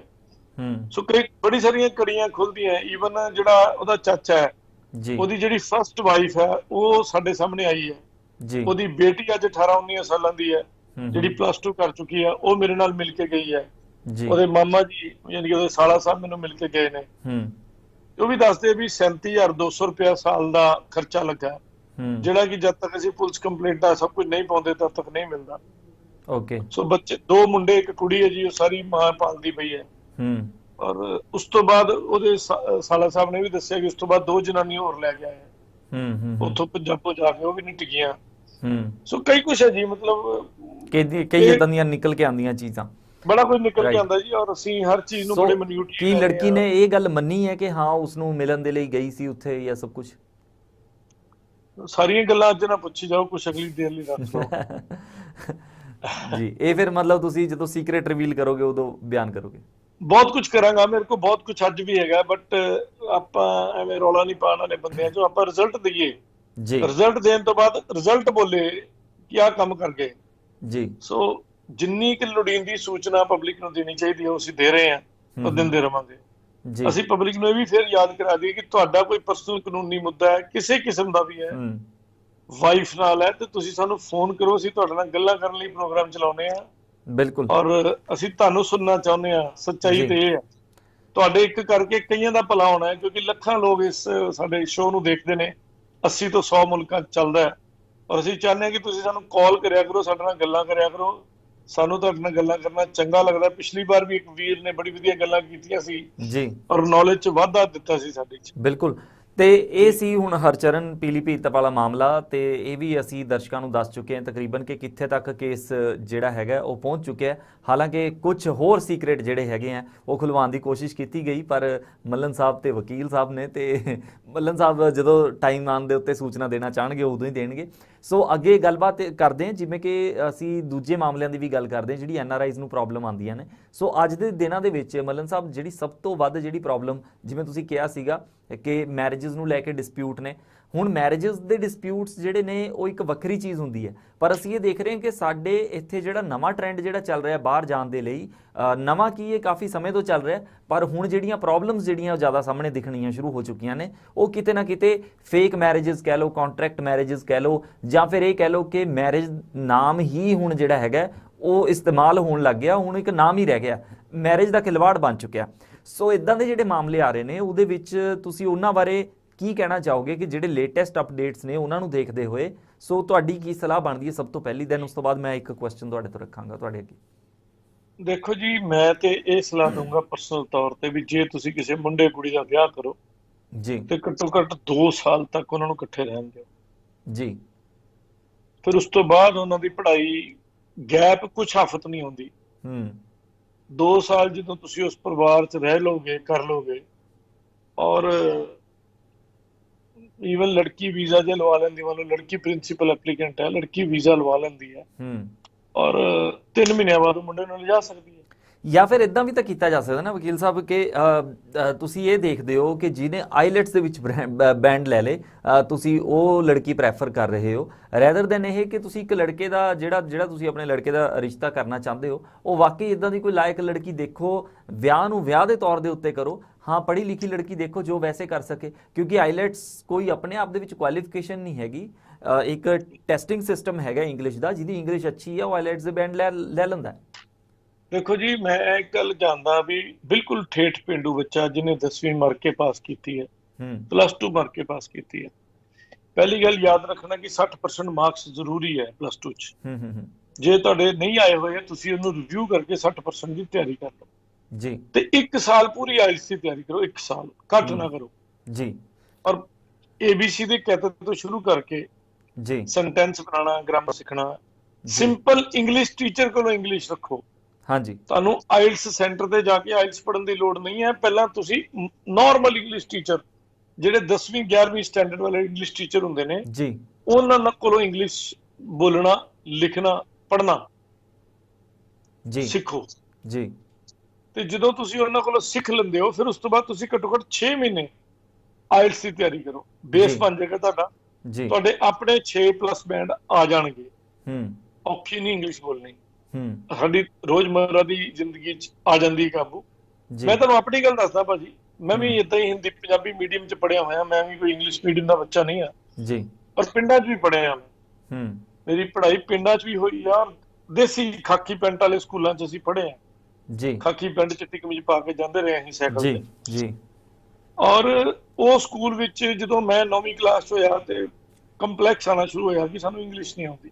ਰਾਈਟ, ਅੱਛਾ, 9ਵੀਂ 'ਚ ਸਾਨੂੰ ਇੰਗਲਿਸ਼ ਮੀਡੀਅਮ ਲਵਾਤਾ ਘਰਦਿਆਂ ਨੇ, ਤੇ ਪੰਜਾਬੀ 'ਚ ਕਹੀਏ ਵੀ ਸਾਡੇ ਕੁੱਤੇ ਫੇਲ ਹੋ ਗਏ ਵੀ ਸਰ ਜੀ ਕੀ ਬੋਲੀ ਜਾਂਦੇ ਨੇ, ਉੱਤੋਂ ਲੰਘ ਜਾਂਦੀ ਹੈ ਕਿਉਂਕਿ ਸਾਇੰਸ ਸਾਰੀ, ਬਿਓਲੋਜੀ, ਹਿਸਟਰੀ ਸਭ ਕੁਝ ਇੰਗਲਿਸ਼ 'ਚ ਹੋ ਗਿਆ, ਮੈਥ ਇੰਗਲਿਸ਼ 'ਚ ਹੋ ਗਿਆ, ਸਿਰਫ ਪੰਜਾਬੀ ਤੇ ਹਿੰਦੀ ਤੇ ਮੈਂ ਦੂਜਾ 1-2 ਸਬਜੈਕਟ ਰਹਿ ਗਏ ਜਿਹੜੇ ਰਹਿਣੇ ਸੀ। ਅੱਛਾ, ਹੁਣ ਉਹ ਟੈਕਨੀਕਲ ਟਰਮੀਨੋਲੋਜੀ ਨਹੀਂ ਸੀ ਪੱਲੇ ਪੈਂਦੀ, ਚਲੋ ਰੋ ਪਿੱਟ ਕੇ ਅਸੀਂ ਇੰਗਲਿਸ਼ ਮੀਡੀਅਮ 'ਚ ਉਦੋਂ 11ਵੀਂ ਹੁੰਦੀ ਸੀ, +1 +2 ਚਲੋ ਕਰ ਲਈ ਜੀ। ਕਰਨ ਤੋਂ ਬਾਅਦ ਭਾਜੀ ਮੈਂ ਕੀ ਕਰਨਾ, ਮੈਂ ਜਦੋਂ 10ਵੀਂ 'ਚ ਹੋ ਗਿਆ ਸੀ ਮੈਂ ਦਿੱਲੀ ਜਾਣਾ ਸ਼ੁਰੂ ਕਰਤਾ। ਓਕੇ, ਕਿਉਂਕਿ ਉਦੋਂ ਆਈਲ ਸੈਂਟਰ ਨਹੀਂ ਸੀ ਹੁੰਦੇ, ਉਦੋਂ ਟੋਫਲ ਹੁੰਦੀ ਸੀ, ਤੇ ਟੋਫਲ ਦੇ ਵੀ ਦਿੱਲੀ ਦਾ ਹੀ ਸੈਂਟਰ ਹੁੰਦਾ ਸੀ। ਮੇਰਾ ਵੀ ਦਿਲ ਸੀ ਮੈਂ ਅਮਰੀਕਾ ਜਾਣਾ। ਸੋ ਹੁਣ ਮੈਂ ਇੰਗਲਿਸ਼ ਸਿੱਖਣ ਲਈ ਸ਼ਾਮ ਨੂੰ ਰੋਜ਼ ਪਾਲਕਾ ਬਾਜ਼ਾਰ ਜਾਣਾ ਸ਼ੁਰੂ ਕਰਤਾ। ਓਕੇ। ਪਾਲਕਾ ਬਾਜ਼ਾਰ ਮੈਂ ਕਿਸੇ ਨਾ ਕਿਸੇ ਅੰਗਰੇਜ਼ ਮੇਮ ਨੂੰ ਫੜ ਲੈਣਾ। ਅੱਛਾ। ਉਹਨਾਂ ਨਾਲ ਔਖੇ ਸੌਖੇ ਹੋ ਗਏ। ਸਭ ਤੋਂ ਪਹਿਲੀ ਵਾਰ ਮੈਂ ਇੰਗਲਿਸ਼ ਬੋਲੀ, ਅਸੀਂ ਸਕੂਲ ਦੇ ਟੂਰ ਤੇ ਕੁਤਬ ਮੀਨਾਰ ਗਏ ਸੀ। ਉੱਥੇ ਮੈਨੂੰ ਇੱਕ ਅੰਗਰੇਜ਼ ਮਿਲਿਆ ਤੇ ਮੈਂ ਉਹਦੇ ਨਾਲ ਅੰਗਰੇਜ਼ੀ ਬੋਲੀ ਜੀ। ਉਹ ਸੈਂਟੈਂਸ ਮੈਨੂੰ ਅੱਜ ਵੀ ਯਾਦ ਹੈ ਤੇ ਮੈਂ ਘਰ ਆ ਕੇ ਦੱਸਿਆ। ਓਕੇ। ਤੇ ਬੜੇ ਖੁਸ਼ ਹੋਏ ਘਰ ਦੇ ਕਿ ਨਹੀਂ ਤੂੰ ਬੋਲ ਲਈ। ਮੈਂ ਕਿਹਾ ਹਾਂਜੀ, ਮੈਂ ਅੰਗਰੇਜ਼ ਨਾਲ ਗੱਲ ਕੀਤੀ। ਤੇ ਕੀ ਸੀਗਾ ਉਹ ਸੈਂਟੈਂਸ? ਸੈਂਟੈਂਸ ਸਿੰਪਲ ਇਹੋ ਹੀ ਸੀ। ਉਹਨੂੰ ਮੈਂ ਦੱਸਿਆ ਕਿ ਜਦੋਂ ਵੀ ਤੂੰ ਇਹ ਹੁਣ ਇੰਡੀਆ ਆਇਆ, ਪੰਜਾਬ ਆ, ਅੰਮ੍ਰਿਤਸਰ ਆ, ਤੇ ਸਾਡੇ ਗੋਲਡਨ ਟੈਂਪਲ ਹੈ, ਸਾਡਾ ਲੇਟੈਸਟ ਟੈਂਪਲ ਆਫ ਹਿਊਮੈਨਿਟੀ, ਤੇ ਉਸ ਹਿਊਮੈਨਿਟੀ ਦੇ ਟੈਂਪਲ ਚ ਆ, ਤੇ ਉੱਥੇ 4 ਡੋਰਸ ਨੇ। ਮੈਂ ਐਕਸਪਲੇਨ ਕੀਤਾ ਆਪਣੇ ਦਰਬਾਰ ਸਾਹਿਬ ਨੂੰ ਵੀ ਉੱਥੇ ਅਸੀਂ ਫ੍ਰੀ ਕਿਚਨ ਵੀ ਹੁੰਦੀ ਹੈ ਸਾਡੇ, ਅਸੀਂ ਫ੍ਰੀ ਖਾਣਾ ਖਵਾਉਂਦੇ ਹਾਂ ਲੋਕਾਂ ਨੂੰ। This is our Punjab and Punjabi culture. ਅਸੀਂ ਇੰਨਾ ਪਿਆਰ ਕਰਦੇ ਹਾਂ ਹਿਊਮੈਨਿਟੀ ਨੂੰ, ਸਾਡੇ ਗੁਰੂਆਂ ਨੇ ਇਹ ਸਿਖਾਇਆ, ਤੇ ਯੂ ਮਸਟ ਕਮ। ਜਲਿਆਂਵਾਲਾ ਬਾਗ ਵੇਖੀਏ, ਵੇਖਿਓ। ਉਹ 4-5 ਸੈਂਟੈਂਸ ਮੈਂ ਉਹਦੇ ਨਾਲ ਕੀਤੇ ਤੇ ਮੈਨੂੰ ਬੜਾ ਚੰਗਾ ਲੱਗਾ। ਬਟ ਫਿਰ ਵੀ ਮੈਨੂੰ ਲੱਗਾ ਕਿ ਮੈਂ ਕਿਤੇ ਅਟਕਿਆ, ਕਿਉਂਕਿ ਪਹਿਲੀ ਜ਼ਿੰਦਗੀ 'ਚ ਕਿਸੇ ਨਾਲ ਇੰਗਲਿਸ਼ ਬੋਲੀ ਸੀ ਅਦਰ ਦੈਨ ਟੀਚਰ। ਆਪਣੇ ਨਾਲ ਦਰਸ਼ਕ ਨੇ ਜੀ, ਉਹਨਾਂ ਦਾ ਸਵਾਗਤ ਕਰਦੇ ਹਾਂ ਜੀ। ਸਤਿ ਸ਼੍ਰੀ ਅਕਾਲ ਜੀ। ਹੈਲੋ। ਹਾਂਜੀ, ਸਤਿ ਸ਼੍ਰੀ ਅਕਾਲ ਜੀ। ਹਾਂਜੀ ਸਰ, ਸਤਿ ਸ਼੍ਰੀ ਅਕਾਲ ਜੀ। ਜੀ, ਬਹੁਤ ਬਹੁਤ ਸਵਾਗਤ ਹੈ ਤੁਹਾਡਾ ਪ੍ਰੋਗਰਾਮ ਦੇ ਵਿੱਚ। ਕੀ ਸਵਾਲ ਕਰਨਾ ਚਾਹੋਗੇ ਵਕੀਲ ਸਾਹਿਬ ਤੋਂ? ਸਰ ਮੈਂ ਹਰਵਿੰਦਰ ਗੱਲ ਕਰ ਰਿਹਾ ਜੀ, ਮੋਗੇ ਤੋਂ। ਹੈਰੀ, ਲਾਸਟ ਟਾਈਮ ਵੀ ਆਪਣੀ ਮੈਂ ਫੋਨ ਕੀਤਾ ਸੀ ਮਤਲਬ ਜੀ ਜੀ ਜੀ ਦਵਿੰਦਰ ਜੀ। ਜੀ ਜੀ ਹੈਰੀ। ਹਾਂਜੀ ਸਰ। ਸਰ ਮੇਰਾ ਕੁਐਸਚਨ ਇਹ ਹੈ, ਜਿੱਦਾਂ ਆਪਾਂ ਜਸਟ ਤੁਸੀਂ ਇੱਕ ਟੌਪਿਕ ਕੀਤਾ ਸੀਗਾ ਫੇਕ ਮੈਰਿਜਸ ਦਾ, ਹਨਾ? ਹਾਂਜੀ ਜੀ ਜੀ ਜੀ। ਕੰਸਲਟੈਂਟ ਦਾ ਜੀ ਜੀ। ਅਸਲ ਵਿੱਚ ਜੀ ਲੋਕਾਂ ਨੂੰ ਨਾ ਗੁੰਮਰਾਹ ਕੀਤਾ ਜਾ ਰਿਹਾ ਸੈਲੀਬ੍ਰਿਟੀਜ਼ ਤੋਂ ਪ੍ਰਮੋਸ਼ਨ ਕਰਵਾ ਕੇ। ਸਾਨੂੰ ਲੱਗਦਾ ਵੀ ਜੀ ਫਲਾਣਾ ਸੈਲੀਬ੍ਰਿਟੀ ਉਹਦੀ ਪ੍ਰਮੋਸ਼ਨ ਕਰਦਾ ਪਿਆ, ਤੇ ਆਪਾਂ ਉਹਦੇ ਨਾਲ ਕਰੀਏ, ਉਹ ਬੰਦਾ ਜੈਨੂਇਨ ਹੋਏਗੀ ਚੀਜ਼। ਹਾਂਜੀ ਹਾਂ, ਹਨਾ, ਇਹ ਚੀਜ਼ ਆ। ਤੋ ਮੈਂ ਇਹ ਚਾਹੁੰਦਾ ਆ ਵੀ ਜਿਹੜੇ ਸੈਲੀਬ੍ਰਿਟੀ ਆ ਨਾ, ਉਹਨਾਂ ਨੂੰ ਵੀ ਇਹ ਚਾਹੀਦਾ ਵੀ ਜਿਹੜੇ ਇੰਸਟੀਟਿਊਸ਼ਨ ਦੀ ਪ੍ਰਮੋਸ਼ਨ ਕਰਦੇ ਆ, they should much know about that, ਵੀ ਉਹ ਬੰਦੇ ਫੇਕ ਆ ਜਾਂ ਕੀ ਆ, ਉਹਨਾਂ ਦੀ ਫੈਮਿਲੀ ਬੈਕਗ੍ਰਾਉਂਡ ਕੀ ਹੈ। ਰਾਈਟ ਭਾਜੀ। ਹੈਰੀ ਭਾਜੀ, ਉਹਦੀ ਲੋੜ ਨਹੀਂ ਜੀ। ਜ਼ਰੂਰੀ ਹੈ ਜੀ ਅੱਜ ਦੀ ਡੇਟ। ਮੈਂ ਸਿੰਪਲ ਜੀ ਗੱਲ ਦੱਸਦਾ। ਮਲਨ ਸਾਹਿਬ, ਇੱਕ ਵਾਰੀ ਇਹਨਾਂ ਦੀ ਗੱਲ ਪੂਰੀ ਹੋ ਲੈਣ ਦਿਓ, ਫਿਰ ਆਪਾਂ ਟੀਵੀ ਦੇ ਉੱਤੇ ਹੀ ਜਵਾਬ ਦਿੰਨੇ ਆ, ਹੈਨਾ, ਕਿਉਂਕਿ ਉਹਨਾਂ ਨੂੰ ਇਹਦਾ ਸੁਣ ਨਹੀਂ ਪਾਏਗਾ। ਹਾਂਜੀ ਹਾਂਜੀ ਹੈਰੀ ਜੀ। ਪਿੱਛੇ ਜੀ ਸਰ ਕਰਤਾਰ ਚੀਮੇ ਨੇ ਐਡ ਕੀਤੀ ਸੀ ਕਿ ਕਿਸੇ ਇੰਸਟੀਟਿਊਟ ਦੇ 34 ਸੈਕਟਰ ਜਾਣਾ, ਉਹ ਬੰਦੇ ਦਾ ਸਰ ਬੈਕਗ੍ਰਾਉਂਡ ਹੀ ਮਤਲਬ ਕਿ ਬੜਾ ਵਰਸਟ ਹੈਗਾ ਆ, ਜਿਨ੍ਹਾਂ ਦੀ ਉਹ ਐਡ ਕਰ ਰਹੇ ਨੇ। ਹਾਂਜੀ ਜੀ, ਬੰਦੇ ਵਧੀਆ ਜਾਂ ਕਿੱਦਾਂ ਆ, ਲੋਕਾਂ ਨੂੰ ਗੁੰਮਰਾਹ ਹੋ ਰਿਹਾ ਜੀ ਬੇਸਿਕਲੀ ਇਹ ਤਾਂ ਏਦਾਂ ਕਰਕੇ। ਬਿਲਕੁਲ। ਇਹਨਾਂ ਨੂੰ ਵੀ ਆਪਾਂ ਨੂੰ ਥੋੜਾ ਜਿਹਾ ਰਿਕੁਐਸਟ ਕਰਨੀ ਚਾਹੀਦੀ ਸੈਲੀਬ੍ਰਿਟੀਜ਼ ਨੂੰ। ਓਕੇ ਜੀ। ਹਾਂਜੀ, ਚਲੋ ਇਸ ਗੱਲ ਦਾ ਮਲਨ ਜੀ ਜਵਾਬ ਦੇਣਗੇ। ਬਹੁਤ ਬਹੁਤ ਧੰਨਵਾਦ। ਤੁਸੀਂ ਬਹੁਤ ਹੀ ਅੱਛਾ ਇੱਕ ਕੁਐਸਚਨ ਰੇਜ਼ ਕੀਤਾ ਹੈ, ਕਿਉਂਕਿ ਦੇਖੋ ਪ੍ਰੋਬਲਮ ਹੈਗੀ ਹੈ ਤੇ ਸਭ ਨੂੰ ਪਤਾ ਹੈ, ਪਰ ਪ੍ਰੋਬਲਮ ਕਿੱਥੋਂ ਸ਼ੁਰੂ ਹੁੰਦੀ ਹੈ ਜਾਂ ਫਿਰ ਲੋਕੀ ਕਿਵੇਂ ਭੁਲੇਖੇ ਚਾਹੁੰਦੇ ਨੇ, ਆਪਾਂ ਉਸ ਬਾਰੇ ਗੱਲ ਕਰ ਰਹੇ ਹਾਂ। ਜਿਵੇਂ ਹੈਰੀ ਜੀ, ਅਸੀਂ ਹੁਣ ਵੀ ਸ਼ੋਅ ਦੇ ਵਿੱਚ ਗੱਲ ਕਰ ਰਹੇ ਸੀਗੇ ਕਿ ਜਿਹੜੀ ਆਈਲੈਟਸ ਨੂੰ ਹਊਆ ਬਣਾਇਆ ਗਿਆ ਹੈ, ਉਹ ਐਡਾ ਵੱਡਾ ਹਊਆ ਨਹੀਂ ਹੈ। ਜੇਕਰ ਤੁਸੀਂ ਵੀ ਮਿਹਨਤ ਕਰੋ ਤਾਂ ਤੁਸੀਂ ਵੀ ਕਰ ਸਕਦੇ ਹੋ। ਸੋ ਇੱਕ ਛੋਟੀ ਚੀਜ਼ ਦੇ ਪਿੱਛੇ ਤੁਸੀਂ ਬੜੇ ਧੋਖੇ ਦੇ ਵਿੱਚ ਫਸਦੇ ਹੋ, ਉਸ ਦੀ ਜਗ੍ਹਾ ਦੇ ਉੱਤੇ ਤੁਸੀਂ ਆਪਣੇ ਲਈ ਖੁਦ ਕੀ ਕਰ ਸਕਦੇ ਹੋ? ਸਰ ਮੈਂ ਇਹੀ ਕਹਿਣਾ ਚਾਹੁੰਦਾ ਹਾਂ, ਜਿਹੜੇ ਵੀ ਜਿੰਨੇ ਵੀ ਲੋਕ ਸੁਣਦੇ ਆ, IELTS is not a language, it is just like a skill. ਤੁਹਾਨੂੰ ਸਕਿੱਲ ਹੋਣਾ ਜ਼ਰੂਰੀ ਹੈ। ਇੰਗਲਿਸ਼ ਹੈ ਜੀ, ਇਹ ਤੇ ਟੈਸਟਿੰਗ ਹੈ, ਇਹ ਤੇ ਟੈਸਟਿੰਗ ਹੈ, ਇੱਕ ਟੈਸਟ ਹੈਗਾ ਤੁਹਾਡਾ ਕਿ ਤੁਹਾਨੂੰ ਇੰਗਲਿਸ਼ ਆਉਂਦੀ ਹੈ ਕਿ ਨਹੀਂ। ਸੋ ਬੇਸਿਕਲੀ ਤਾਂ ਤੁਸੀਂ ਇੱਕ ਕਨਵਰਸੇਸ਼ਨਲ ਇੰਗਲਿਸ਼ ਸਿੱਖਣੀ ਹੈ ਕਿ ਤੁਸੀਂ ਇੰਗਲਿਸ਼ 'ਚ ਗੱਲ ਕਰ ਸਕਦੇ ਹੋ ਥੋੜੀ ਬਹੁਤ ਜੀ।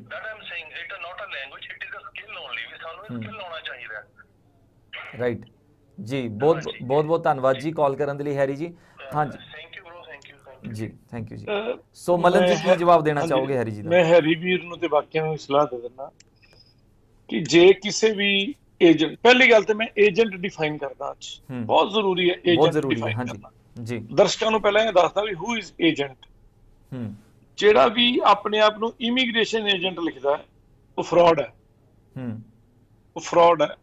ਜਿਹੜਾ ਆਪਣੇ ਆਪ ਨੂੰ ਵੀਜ਼ਾ ਏਜੰਟ ਲਿਖਦਾ ਹੈ, ਉਹ ਫਰਾਡ ਹੈ। ਜਿਹੜੇ ਵੀ ਇਹ ਟਰੈਵਲਰ ਐਕਟ ਦੇ ਅੰਡਰ ਸਟੱਡੀ ਵੀਜ਼ਾ ਵਾਸਤੇ, ਐਕਚੁਅਲੀ ਸਟੱਡੀ ਵੀਜ਼ਾ ਨਹੀਂ ਕਹੂੰਗਾ, ਅਬਰੋਡ ਸਟੱਡੀ ਵਾਸਤੇ, ਓਵਰਸੀਜ਼ ਸਟੱਡੀ ਵਾਸਤੇ, ਜਿਹੜੇ ਟਰੈਵਲਰ ਐਕਟ ਦੇ ਅੰਡਰ ਇੱਕ ਲਾਇਸੈਂਸ ਲੈਂਦੇ ਨੇ, ਉਹ ਲੋਕਾਂ ਕੋਲ ਅਥਾਰਟੀ ਕਿੰਨੀ ਹੈ ਪਹਿਲਾਂ ਮੈਂ ਇਹ ਦੱਸ ਦਿੰਦਾ। ਉਹਨਾਂ ਕੋਲ ਅਥਾਰਟੀ ਹੈ ਸਿਰਫ ਤੇ ਸਿਰਫ ਫੋਰਨ ਦੇ ਕਾਲਜ ਦੇ ਵਿੱਚ ਕਿਹੜਾ ਕੋਰਸ ਹੈ, ਕਿੰਨੀ ਫੀਸ ਹੈ, ਕੀ ਉਹਦੇ ਮੋਡਿਊਲਸ ਨੇ, ਉੱਥੋਂ ਦਾ ਰਹਿਣ ਸਹਿਣ ਕਿੱਦਾਂ ਦਾ ਹੈ, ਕਾਲਜ ਦੀ ਮਾਰਕੀਟਿੰਗ ਕਰਨ ਦਾ ਲਾਇਸੈਂਸ ਹੈ, ਨਾ ਕਿ ਉਹਨਾਂ ਨੂੰ ਇਮੀਗ੍ਰੇਸ਼ਨ ਤੇ ਵੀਜ਼ਾ ਜਾਂ ਆਈਲਟਸ ਦਾ ਲਾਇਸੈਂਸ ਹੈ। ਹੁਣ ਸਾਡੀ ਪੰਜਾਬ ਸਰਕਾਰ ਨੇ ਆਇਲਟਸ ਸੈਂਟਰ ਖੋਲਣ ਦਾ ਲਾਇਸੈਂਸ ਦਿੱਤਾ ਹੈ, ਜਿਹਦੀ ਸਰਕਾਰੀ ਫੀਸ 25,000 ਹੈ। ਔਰ ਉਸ ਤੋਂ ਬਾਅਦ ਜਿਹੜੀ ਸੈਲਫ ਪੀਟੀਈ ਜਾਂ ਜਿਹੜੇ ਆਪਣੇ ਰੱਬ ਭਲਾ ਕਰੇ ਸੈਲਫ ਪੀਟੀਈ ਤੇ ਇੱਕ ਹੋਰ ਹੈ ਹੋਈ ਆਇਲਟਸ, ਇਹਦੇ ਜਿਹੜੇ ਏਜੰਟਸ ਬਣ ਜਾਂਦੇ ਨੇ, ਉਹ 15,000 ਰੁਪਇਆ ਸਰਕਾਰੀ ਫੀਸ ਹੁੰਦੀ ਹੈ, ਮਤਲਬ ਉਹਦੀ ਉਹ ਚੋਂ 1,000-1,500 ਰੁਪਇਆ ਉਹਨਾਂ ਨੂੰ ਕਮਿਸ਼ਨ ਮਿਲ ਜਾਂਦੀ ਹੈ। ਸੋ ਉਹਨੂੰ ਫਾਰਮ ਭਰ ਦਿੰਦੇ ਨੇ। ਰਾਈਟ। ਲੀਗਲੀ ਜੇ ਮੈਂ ਗੱਲ ਕਰਾਂ ਤੇ ਇੱਕ ਵੀ ਏਜੰਟ ਤੁਹਾਡੇ ਫਾਰਮ ਨੂੰ ਨਹੀਂ ਭਰ ਸਕਦਾ ਲੀਗਲੀ। ਉਹਦੇ ਤੇ ਸ਼ਾਹੀ ਤੇ ਪੈਨ ਸਟੂਡੈਂਟ ਦਾ ਲੱਗਣਾ ਚਾਹੀਦਾ, ਬਟ ਕਿਉਂਕਿ ਉਹ ਬਾਰ-ਬਾਰ ਫਾਰਮ ਭਰਦਾ ਹੈ, ਇੰਨਾ ਕੁ ਜ਼ਿਆਦਾ ਡਿਪੈਂਡੇਬਿਲਿਟੀ ਬਣਾ ਦਿੰਦੇ ਨੇ ਕਿ ਅਸੀਂ ਭਰ ਦਿੰਨੇ ਆ, ਤੇਰੇ ਕੋਲ ਗਲਤੀ ਨਾਲ ਹੋ ਜੇ, ਠੀਕ ਹੈ। ਬਟ ਜੇ ਉਹ ਤੁਸੀਂ ਅਨਅਫੀਸ਼ੀਅਲੀ ਉਹਦਾ ਉਹ ਫਾਰਮ ਭਰ ਕੇ ਦੇ ਰਹੇ ਹੋ ਵੀਜ਼ਾ ਰਿਲੇਟਡ ਜਾਂ ਕਿਸੇ ਇਮੀਗ੍ਰੇਸ਼ਨ ਰਿਲੇਟਡ ਜੀ, ਤਾਂ ਤੁਸੀਂ ਉਹ ਸਿਰਫ ਪਰਸਨਲ ਲੈਵਲ ਤੇ ਭਾਈਬੰਦੀ ਨਿਭਾ ਰਹੇ ਹੋ, ਨਾ ਕਿ ਤੁਸੀਂ ਉਹਦੇ ਲਈ ਆਥੋਰਾਈਜ਼ ਹੋ। ਹੁਣ ਆ ਗਈ ਤੋਂ ਇਮੀਗ੍ਰੇਸ਼ਨ ਦੀ ਗੱਲ। ਜਿਹੜੀ ਇਮੀਗ੍ਰੇਸ਼ਨ ਹੈ ਉਹ ਇੱਕ ਲੇਬਰ ਲਾਅ ਦੇ ਅੰਡਰ ਆਉਂਦੀ ਹੈ। ਜਿਹੜੇ ਵੀ ਕਿਸੇ ਏਜੰਟ ਨੇ ਮੈਨ ਪਾਵਰ ਲਾਇਸੈਂਸ ਲਿੱਤਾ ਹੋਵੇ ਬੰਦੇ ਬਾਹਰ ਭੇਜਣ ਦਾ ਵਰਕ ਪਰਮਿਟ ਦੇ ਉੱਤੇ ਜੀ, ਇੱਥੇ ਦੇ ਇਹੋ ਜਿਹੇ ਭਾਜੀ ਪੋਸਟਰ ਲੱਗ ਗਏ ਕਿ 7 ਦਿਨਾਂ ਚ ਲੰਡਨ ਦਾ ਵਰਕ ਪਰਮਿਟ ਲਵੋ, ਜਦ ਕਿ ਉਹਨਾਂ ਬੰਦਿਆਂ ਕੋਲ ਵਰਕ ਪਰਮਿਟ ਦਾ ਕੋਈ ਲਾਇਸੈਂਸ ਹੀ ਨਹੀਂ ਹੈਗਾ ਜੀ। ਵਰਕ ਪਰਮਿਟ ਦੇ ਲਾਇਸੈਂਸ ਲਈ ਮਿਨਿਸਟਰੀ ਆਫ ਲੇਬਰ ਤੋਂ ਤੁਹਾਨੂੰ ਲਾਇਸੈਂਸ ਲੈਣਾ ਪੈਂਦਾ ਹੈ। ਉਹਦੇ ਵਿੱਚ ਤੁਹਾਡੀ ਕੈਪੈਸਿਟੀ ਡਿਫਾਈਨ ਕੀਤੀ ਜਾਂਦੀ ਹੈ ਕਿ ਤੁਸੀਂ ਕਿੰਨੇ ਬੰਦੇ ਪਰ ਸੈਸ਼ਨ ਬਾਹਰ ਭੇਜ ਸਕਦੇ ਹੋ। ਪਹਿਲੀ ਗੱਲ। ਅੱਛਾ, ਹੁਣ ਆ ਗਈ ਜਿਹੜੀ ਹੈਰੀਵੀਰ ਨੇ ਗੱਲ ਕੀਤੀ, ਬੜੀ ਵਧੀਆ ਗੱਲ ਕੀਤੀ ਹੈ ਜੀ। ਫਿਰ ਪਹਿਲਾਂ ਇੱਕ ਕੇਸ ਹੋਇਆ ਸੀ ਜਿਹਦੇ ਚ ਅਮਿਤਾਭ ਬੱਚਨ ਤੇ ਵੀ ਕੇਸ ਹੋ ਗਿਆ ਸੀ। ਹਾਂਜੀ। ਔਰ ਮੈਂ ਰਿਕੁਐਸਟ ਨਹੀਂ ਕਰਨੀ ਇਹਨਾਂ ਗਾਇਕਾਂ ਨੂੰ ਜਾਂ ਇਹਨਾਂ ਜਿਹੜੇ ਵੀ ਸੋ ਐਕਟਰਸ ਨੇ ਜਾਂ ਸਿੰਗਰਸ ਨੇ, ਆਰਟਿਸਟ, ਸੈਲੀਬ੍ਰਿਟੀ ਕਹਿੰਦੇ ਹੋ ਪੰਜਾਬੀ ਚ ਪੁਰਾਣੇ ਜ਼ਮਾਨੇ ਚ ਇਹਨਾਂ ਨੂੰ ਨਾਚੇ ਕਿਹਾ ਜਾਂਦਾ ਸੀ ਤੇ ਨੱਚਣ ਵਾਲੇ ਹੀ ਨੇ। ਇਹ ਸਾਡੀ ਐਂਟਰਟੇਨਮੈਂਟ ਦਾ ਜ਼ਰੀਆ ਹੈ। ਸੋ ਇਹਨਾਂ ਲੋਕਾਂ ਨੇ ਜੇ ਕਿਸੇ ਐਡਵਰਟਾਈਜ਼ਮੈਂਟ ਨੂੰ ਕੀਤਾ ਔਰ ਉਹ ਬੰਦੇ ਤੇ ਕ੍ਰਿਮੀਨਲ ਕੇਸ ਹੈ ਤੇ ਇਹ 120 ਵਿੱਚ ਸ਼ਾਮਲ ਹੋਣਗੇ ਨਾਲ। ਜੇ ਹੈਰੀਵੀਰ ਕੋਲ ਕੋਈ ਸਬੂਤ ਹੈ ਮੇਰੇ ਕੋਲ ਆਵੇ, ਮੈਂ ਨੋਟਿਸ ਪਾਉਂਗਾ ਤੇ ਜੇ ਉਹਦੀ ਐਡ ਨਾ ਵਾਪਸ ਕਰਾ ਦਾਂ ਤੇ ਮੇਰਾ ਨਾਂ ਨਾ ਹਟਾ ਦਿਓ ਜੀ। ਸੋ ਇਹ ਲੋਕ ਜਿਹੜੇ ਵੀ ਐਡ ਕਰਦੇ ਨੇ ਇਹਨਾਂ ਨੂੰ ਆਪਾਂ ਸੁਸਾਇਟੀ ਇਨਫਲੂਐਂਸਰਸ ਕਹਿੰਦੇ ਆ ਕਿ ਇਹ ਸੁਸਾਇਟੀ ਨੂੰ ਇਨਫਲੂਐਂਸ ਕਰਦੇ ਆ, ਰਾਈਟ। ਜਿਹੜੇ ਸਿੱਧੂ ਮੂਸੇਵਾਲੇ ਨੇ ਗਾਣਾ ਗਾਇਆ ਸੀ, ਮੈਂ ਉਹਨੂੰ ਨੋਟਿਸ ਦਿੱਤਾ। ਮਨਕੀਰਤ ਔਲਖ ਨੂੰ ਗਾਇਆ ਸੀ, ਉਹਨੇ ਨੋਟਿਸ ਦਿੱਤਾ। ਇਹ ਬਸ ਮੰਡੇ ਤੋਂ ਮੇਰੀ ਛੁੱਟੀਆਂ ਚੱਲਦੀਆਂ ਪਈਆਂ, ਮੰਡੇ ਤੋਂ ਸਾਡੀ ਲਾਅ ਫਰਮ 'ਚ ਕੰਮ ਸ਼ੁਰੂ ਹੋ ਜਾਣਾ ਤੇ ਐਤਕੀ ਨਿਊ ਈਅਰ ਦਾ ਤੋਹਫਾ ਦੇ ਦੇਣਾ, ਉਹਨਾਂ ਨੂੰ ਸਮਨਿੰਗ ਕਰਵਾ ਦੇਣੀ ਹੈ ਜੀ। ਸੋ ਇਹੋ ਜਿਹੇ ਕੋਈ ਵੀ ਵੀਜ਼ੇ ਵਾਸਤੇ ਐਪਲੀਕੇਸ਼ਨਾਂ ਕਹਿੰਦੇ ਵੀ ਇਹ ਵੀਜ਼ਾ ਲਵਾ ਦੇਣਗੇ, ਉਹਨਾਂ ਦੀ ਸ਼ਬਦਾਵਲੀ ਨੂੰ ਫੜ ਕੇ ਅਸੀਂ ਉਹਨਾਂ ਤੇ ਕੇਸ ਕਰ ਸਕਦੇ ਹਾਂ। ਮੈਂ ਫੇਰ ਕਹਿੰਦਾ ਸਟੱਡੀ ਓਵਰਸੀਜ਼ ਸਟੱਡੀ ਏਜੰਟ ਸਿਰਫ ਤੇ ਸਿਰਫ ਤੁਹਾਨੂੰ ਬਾਹਰ ਦੇ ਕਾਲਜ ਦੀ ਪੂਰੀ ਇਨਫੋਰਮੇਸ਼ਨ ਦੇਣ ਲਈ ਖੁੱਲਿਆ, ਯਾਨੀ ਕਿ ਤੁਹਾਨੂੰ ਕਾਉਂਸਲਿੰਗ ਦੇਣ ਲਈ ਖੁੱਲਿਆ ਬੇਸਿਕਲੀ, ਕਿ ਉੱਥੇ ਕੀ ਕੋਰਸਸ ਨੇ, ਕਿਹੜੇ ਕਾਲਜਸ ਨੇ, ਕਿ ਤੁਹਾਨੂੰ ਇੱਥੇ ਬੈਠੇ ਪਤਾ ਲੱਗ ਸਕੇ ਕਿ ਉੱਥੇ ਕਿਹੜੇ ਕਾਲਜਸ ਦੇ ਵਿੱਚ ਤੁਸੀਂ ਕਿੰਨੀ ਫੀਸ ਦੇ ਵਿੱਚ ਕਿਹੜੇ ਸਬਜੈਕਟ ਲੈ ਕੇ ਤੁਸੀਂ ਅੱਗੇ ਐਡਮਿਸ਼ਨ ਕਰਵਾ ਸਕਦੇ ਹੋ। ਅਗਲੀ ਗੱਲ ਉਹ ਵੀ ਏਜੰਟ ਜਾਂ ਉਹ ਜਿਹੜਾ ਮਾਰਕੀਟਿੰਗ ਏਜੰਟ ਹੈ ਉਹ ਡਾਇਰੈਕਟ ਨਹੀਂ ਹੋ ਸਕਦਾ। ਓਕੇ। ਜੇ ਕੈਨੇਡਾ ਦਾ ਕੋਈ ਕਾਲਜ ਤੁਸੀਂ ਲੈਂਦੇ ਹੋ ਤੇ ਉਹਦੇ ਵਿੱਚ ICCR ਜੀ ਅਪਰੂਵਡ ਏਜੰਟ ਹੋਣਾ ਚਾਹੀਦਾ। ਤੇ ICCR ਦੀ ਅਪਰੂਵਡ ਕੌਣ ਹੁੰਦਾ ਹੈ? ਜਿਹੜਾ ਕੈਨੇਡੀਅਨ PR ਹੋਵੇ ਔਰ PR ਤੋਂ ਬਾਅਦ ਉਹਨੇ ਉੱਥੇ ICCRC ਦੇ ਪੇਪਰ ਪਾਸ ਕੀਤੇ ਹੋ, ਰਾਈਟ। ਜੇ ਤੁਸੀਂ ਨਿਊਜ਼ੀਲੈਂਡ ਆਸਟ੍ਰੇਲੀਆ ਦੀ ਗੱਲ ਕਰ ਸਕਦੇ ਹੋ ਤੇ ਮਾਰਾ ਏਜੰਟ ਬਣਦੇ ਨੇ ਉੱਥੇ। ਸੋ ਇਸ ਤਰ੍ਹਾਂ ਦੀਆਂ ਉਧਰ ਦੀਆਂ ਫੋਰਨ ਦੀਆਂ ਏਜੰਸੀਜ਼ ਨੇ ਜਿਹੜੀਆਂ ਤੁਹਾਨੂੰ ਲਾਇਸੈਂਸ ਦਿੰਦੀਆਂ ਆਫਟਰ PR, ਰਾਈਟ। ਉਸ ਤੋਂ ਬਾਅਦ ਤੁਸੀਂ ਉੱਥੋਂ ਦੇ ਏਜੰਟ ਬਣ ਸਕਦੇ ਹੋ। ਹੁਣ ਹੁੰਦਾ ਕੀ ਪਿਆ ਇੰਡੀਆ 'ਚ, ਮੰਨ ਲਓ ਮੈਂ ਇੱਕ ਨਾਰਮਲ ਏਜੰਟ ਆ, ਮੇਰੇ ਨਾਲ 4-5 ਬੰਦੇ ਰਲ ਗਏ ਜੀ, ਮੈਨੂੰ 4-5 ਕਾਲਜ ਮਿਲ ਗਏ ਥਰੂ ICCRC ਏਜੰਟ। ਹੁਣ ਮੈਂ ਕੀ ਕਰਦਾ, ਮੈਂ ਹੋਰ ਬਾਕੀਆਂ ਨਾਲ ਵੀ ਟਾਈ ਅਪ ਕਰਦਾ ਤੇ ਮੈਂ ਰੌਲਾ ਪਾਉਂਦਾ ਜੀ ਮੇਰੇ ਕੋਲ 2000 ਕਾਲਜ ਨੇ ਫੋਰਨ ਤੇ। ਹੁਣ ਇਹੋ ਜਿਹੀਆਂ ਵੱਡੀਆਂ ਏਜੰਸੀਆਂ ਵੀ ਪੰਜਾਬ 'ਚ ਬੈਠੀਆਂ ਨੇ, ਗੁਜਰਾਤ 'ਚ ਬੈਠੀਆਂ ਨੇ, ਨਾਗਪੁਰ, ਮੱਧ ਪ੍ਰਦੇਸ਼, ਜਿਨ੍ਹਾਂ ਕੋਲ ਕਾਫੀ ਵੱਡੇ ਲੈਵਲ ਤੇ ਟਾਈ ਅਪ ਹੈ, ਪਰ ਉਹ ਟਾਈ ਅਪ ਫਿਰ ਛੋਟੇ ਏਜੰਟਸ ਨੂੰ ਵੇਚਦੇ ਨੇ।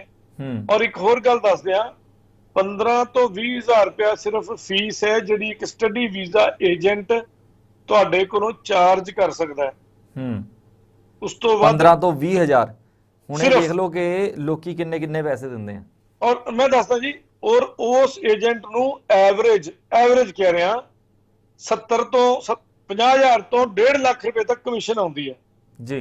ਹੁਣ ਅਸੀਂ ਇੱਥੇ ਫੇਰ ਏਜੰਟ ਕਹਾਂਗੇ ਜਾਂ ਕੰਸਲਟੈਂਟ ਕਹਾਂਗੇ? ਤੁਸੀਂ ਕੰਸਲਟੈਂਟ ਦੀ ਗੱਲ, ਏਜੰਟ consultant ਦੀ ਮਤਲਬ ਗੱਲ, ਕਾਲਜ ਹਾਂਜੀ। ਦੇ ਏਜੰਟ, ਕਾਲਜ ਦੇ ਏਜੰਟ, ਕਾਲਜ ਦੇ ਏਜੰਟ ਹੈ, Right. ਮਾਰਕੀਟਿੰਗ ਏਜੰਟ ਹੈ ਕਾਲਜ ਦੇ, ਜਿਹੜੇ ਆਥੋਰਾਈਜ਼ਡ ਨੇ, ਜਿਨ੍ਹਾਂ ਦੀ ਆਪਾਂ ਗੱਲ ਕਰ ਰਹੇ ਹਾਂ। ਆਥੋਰਾਈਜ਼ ਨੇ, ਜਿਹੜੇ ਫੋਰਨ ਤੋਂ ਕਿਸੇ ਵੀ, ਜਿਹੜਾ ਵੀ ਤੁਸੀਂ ਫੋਰਨ ਦਾ study visa consultant so called ਜਿਹੜਾ ਉਹਨੂੰ ਕੋਈ ਕੰਪਨੀ ਤੋਂ ਅਪਰੂਵਲ ਦਿਖਾ, ਤੇਰੀ ਡਾਇਰੈਕਟ ਕਿਹੜੇ ਕਾਲਜ ਚ ਅਪਰੂਵਲ ਹੈ।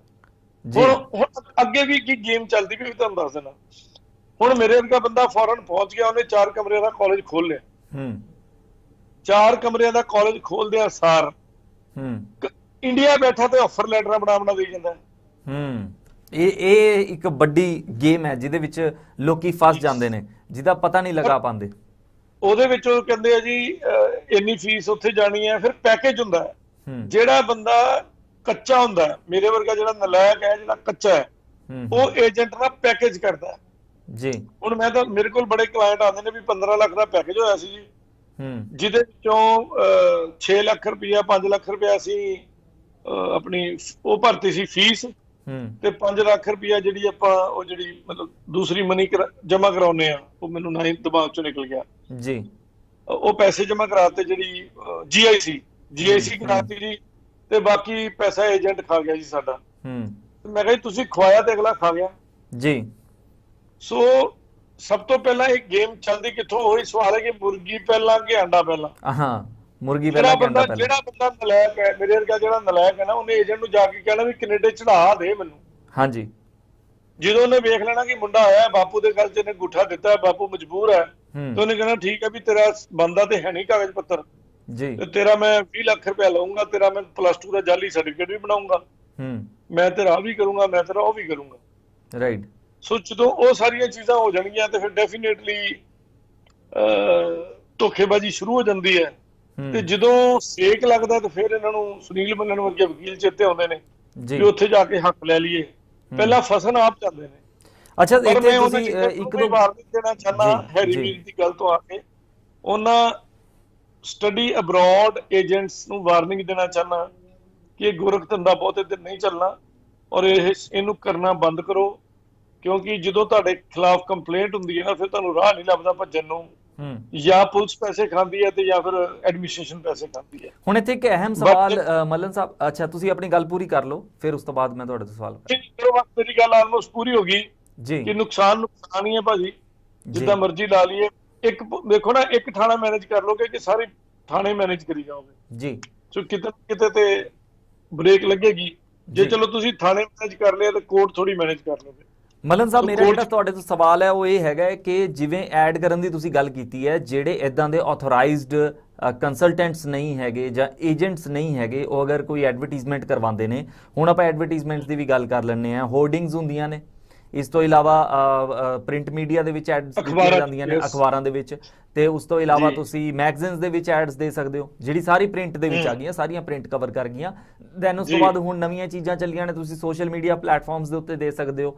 ਸੋ ਉਹਦੇ ਵਿੱਚ ਬ੍ਰਾਂਡ ਐਂਬੈਸਡਰ ਬਣਾਉਣ ਦੀ ਗੱਲ ਹੋਗੀ, ਕਿਸੇ ਨੂੰ ਬ੍ਰਾਂਡ ਐਂਬੈਸਡਰ ਬਣਾ ਕੇ ਤੁਸੀਂ ਟੀਵੀ ਦੇ ਉੱਤੇ ਐਡ ਦੇ ਸਕਦੇ ਹੋ, ਜਾਂ ਫਿਰ ਜਿਹੜੀਆਂ ਸੋਸ਼ਲ ਮੀਡੀਆ ਦੇ ਉੱਤੇ ਵੀਡੀਓ ਐਡਸ ਨੇ, YouTube ਦੇ ਉੱਤੇ ਨੇ, ਇਹਨਾਂ ਨੂੰ ਦੇ ਸਕਦੇ ਹੋ। ਸੋ ਕੀ ਸਾਡੇ ਇੰਡੀਆ ਦੇ ਵਿੱਚ ਕੋਈ ਵੀ ਇਦਾਂ ਦੀ ਬਾਡੀ ਨਹੀਂ ਬਣੀ ਹੋਈ ਜਿਹੜੀ ਕਿ ਇਹਨਾਂ ਚੀਜ਼ਾਂ ਦੇ ਉੱਤੇ ਨਜ਼ਰ ਰੱਖੇ ਕਿ ਜਿਹੜੀਆਂ ਵੀ ਐਡਸ ਦਿੱਤੀਆਂ ਜਾ ਰਹੀਆਂ ਨੇ, ਕਿਉਂਕਿ ਜਦੋਂ ਤੁਸੀਂ ਇੱਕ ਪਬਲਿਕ ਪਲੇਟਫਾਰਮ ਦੇ ਉੱਤੇ ਖੜ ਕੇ ਅਨਾਉਂਸ ਕਰਨ ਲੱਗ ਜਾਂਦੇ ਹੋ ਤਾਂ ਤੁਹਾਡਾ ਉੱਥੇ ਉਸ ਤੋਂ ਬਾਅਦ ਅਨਾਉਂਸ ਕਰਨ ਤੋਂ ਬਾਅਦ ਕੋਈ ਰੀਚੈਕਿੰਗ ਨਹੀਂ ਹੈਗੀ ਇਸ ਚੀਜ਼ ਦੀ ਕਿ ਉਹ ਜਿਨ੍ਹਾਂ ਵੱਲੋਂ ਐਡ ਕੀਤੀ ਗਈ ਹੈ, ਜਿਨ੍ਹਾਂ ਵੱਲੋਂ ਪ੍ਰਮੋਸ਼ਨ ਜਾਂ ਅਨਾਉਂਸਮੈਂਟ ਕੀਤੀ ਗਈ ਹੈ, ਉਹ ਕਿੰਨੇ ਕੁ ਵਾਜਬ ਨੇ? ਭਾਜੀ ਏਜੰਸੀਆਂ ਸਾਰੀਆਂ ਹੈਗੀਆਂ, ਪਰ ਉਹਨਾਂ ਦੀਆਂ ਅੱਖਾਂ ਤੇ ਪਰਦਾ ਪਿਆ ਹੁੰਦਾ ਜੀ, ਔਰ ਇਹ ਲੋਕ ਏਜੰਟ ਮਿਲ ਕੇ ਉਹਨਾਂ ਨੂੰ ਬ੍ਰਾਈਬ ਕਰਦੇ ਨੇ ਜੀ, ਉਹ ਵੇਖਦੇ ਵੀ ਨਹੀਂ। ਮੈਂ ਤੁਹਾਨੂੰ ਏਜੰਟ ਦਿਖਾ ਦੇਣਾ ਕਿ ਥਾਣਿਆਂ 'ਚ ਸੈਟਿੰਗ ਹੈ, ਤੇ 2-2 ਸਾਲ ਹੋ ਗਏ ਕੰਪਲੇਂਟਾਂ ਰੁਲਦੀਆਂ ਫਿਰਦੀਆਂ। ਓਕੇ, ਮੈਂ ਨਹੀਂ ਤੇ ਅਸੀਂ ਆਪਣੇ ਇਸੇ ਚੈਨਲ ਤੇ ਹਮਦਰਦ ਤੇ ਪ੍ਰੋਗਰਾਮ ਕੀਤਾ ਸੀ, ਔਰ ਲੋਕਾਂ ਨੇ ਹਾਏ ਹਾਏ ਤੌਬਾ ਮਚਾਈ ਸੀ ਪਟਿਆਲੇ ਦੇ ਕਿਸੇ ਏਜੰਟ ਬਾਰੇ ਜੀ। ਔਰ ਥਾਣੇ ਚੋਂ ਜਦੋਂ ਅਸੀਂ ਵੈਰੀਫਿਕੇਸ਼ਨਾਂ ਕਰਾਈਆਂ ਤੇ ਥਾਣਾ ਨਾਲ ਲਿਆ ਸੀ ਜੀ। ਤੇ ਜਦੋਂ ਇਹ ਚੀਜ਼ਾਂ ਮੈਨੇਜ ਹੋ ਰਹੀਆਂ, ਅਸੀਂ ਡੀਸੀ ਨੂੰ ਚਿੱਠੀ ਪਾਉਂਦੇ ਹਾਂ, ਡੀਸੀ ਕਿਉਂ ਨਾ 1 ਮਿੰਟ 'ਚ ਲਾਇਸੈਂਸ ਕੈਂਸਲ ਕਰੇ। ਜੀ। ਸੋ ਜਦੋਂ ਇਹ ਚੀਜ਼ਾਂ ਮੈਨੇਜ ਹੋ ਰਹੀਆਂ ਜੀ, ਕਿਉਂਕਿ ਪੈਸਾ ਤੇ ਉਹਨੇ ਖਰਚਣਾ ਜਿਹਦੇ ਕੋਲ 2 ਨੰਬਰ ਦਾ ਆਇਆ, ਬਿਲਕੁਲ। ਜਿਹਦੇ ਵਿਚਾਰੇ ਗਰੀਬ ਦਾ ਮਰਿਆ ਉਹਦਾ ਕੀ ਫਰਕ ਪੈਂਦਾ। ਪਰ ਗੱਲ ਤੇ ਫਿਰ ਉਹੀ ਗੱਲ ਹੈ ਭਾਜੀ, ਮੁਰਗੀ ਤੇ ਆਂਡੇ ਵਾਲੀ ਗੱਲ ਹੈ। ਮੇਰੀ ਸਿਕਿਉਰ ਹੀ ਨਹੀਂ ਬਣਦੀ, ਮੈਂ ਜ਼ਬਰਦਸਤੀ ਆਪ ਕਹਿਣਾ ਪਿਆ ਕਿ ਮੈਨੂੰ ਕਬੂਤਰ ਬੱਲੀ ਨੇ ਨਹੀਂ ਵੇਖਿਆ, ਮੈਂ ਆਪਣੀਆਂ ਅੱਖਾਂ ਮੀਟ ਰਹੀਆਂ, ਮੈਂ ਏਜੰਟ ਨੂੰ ਕਹਿ ਰਿਹਾ ਕਿ ਮੈਨੂੰ ਕਿਸੇ ਤਰੀਕੇ ਜਹਾਜ਼ੇ ਚੜਾ ਦੇ। ਸੋ ਗਲਤੀ ਤੇ ਮੇਰੀ ਵੀ ਹੈ। ਫਿਰ ਉਸ ਤੋਂ ਬਾਅਦ ਉਹ ਏਜੰਟ ਜਾਂ ਜੋ ਕੰਸਲਟੈਂਟ ਹੈ ਉਹ ਫਿਰ ਤਰੀਕੇ ਕੱਢੇਗਾ, ਉਹ ਸਿੱਧੇ ਪੁੱਠੇ ਸਾਰੇ ਤਰੀਕੇ ਕੱਢੇਗਾ, ਕਿਉਂਕਿ ਤੁਸੀਂ ਕਹਿਤਾ ਕਿ ਕੋਈ ਵੀ ਤਰੀਕਾ ਕੱਢ ਕੇ ਨਹੀਂ ਕਰਦੇ ਪੂਰਾ। ਤਰੀਕੇ ਕੱਢੇਗਾ, ਉਹਦੀ ਕਾਸਟ ਆਏਗੀ, ਕਾਸਟ ਤੋਂ ਬਾਅਦ ਜਦੋਂ ਤੁਸੀਂ ਜਾਲੀ BA ਦੀਆਂ ਡਿਗਰੀਆਂ ਵੀ ਬਣਦੀਆਂ ਪਈਆਂ, ਸਭ ਕੁਝ ਹੁੰਦਾ ਪਿਆ, ਪਰ ਜਦੋਂ 5 ਸਾਲ ਦਾ ਬੈਨ ਆਏਗਾ ਫਿਰ ਉਹ ਤੇਰੇ ਵਿਚੋਲਿਆ ਪੁੱਤ ਮਾਰ ਜਾਣ ਵਾਲੀ ਗੱਲ ਹੈ। ਫਿਰ ਲੋਕ ਪਿੱਟਦੇ ਨੇ ਜੀ ਏਜੰਟ ਨੇ ਆਹ ਧੱਕਾ ਕਰ ਲਿਆ, ਏਜੰਟ ਨੇ ਉਹ ਧੱਕਾ ਕਰ ਲਿਆ ਜੀ। ਉਹ ਸਾਰੀਆਂ ਗੱਲਾਂ ਨੇ, ਪਰ ਜ਼ਿਆਦਾਤਰ ਸਟਾਰਟਿੰਗ ਜ਼ਿਆਦਾਤਰ ਲੋਕਾਂ ਤੋਂ ਹੁੰਦੀ ਹੈ ਜਿਨ੍ਹਾਂ ਦੀ ਕੈਪੇਬਿਲਿਟੀ ਨਹੀਂ, ਉਹ ਕਹਿੰਦੇ ਜੀ ਜਾਣਾ ਹੀ ਜਾਣਾ, ਤੇ ਏਜੰਟ ਫਿਰ ਉਹਨਾਂ ਦਾ ਮਜ਼ਾ ਚੁੱਕਦੇ ਨੇ, ਪਰ ਏਜੰਟ ਵੀ ਫਿਰ ਪੂਰਾ ਧੱਕਾ ਕਰਦੇ ਨੇ।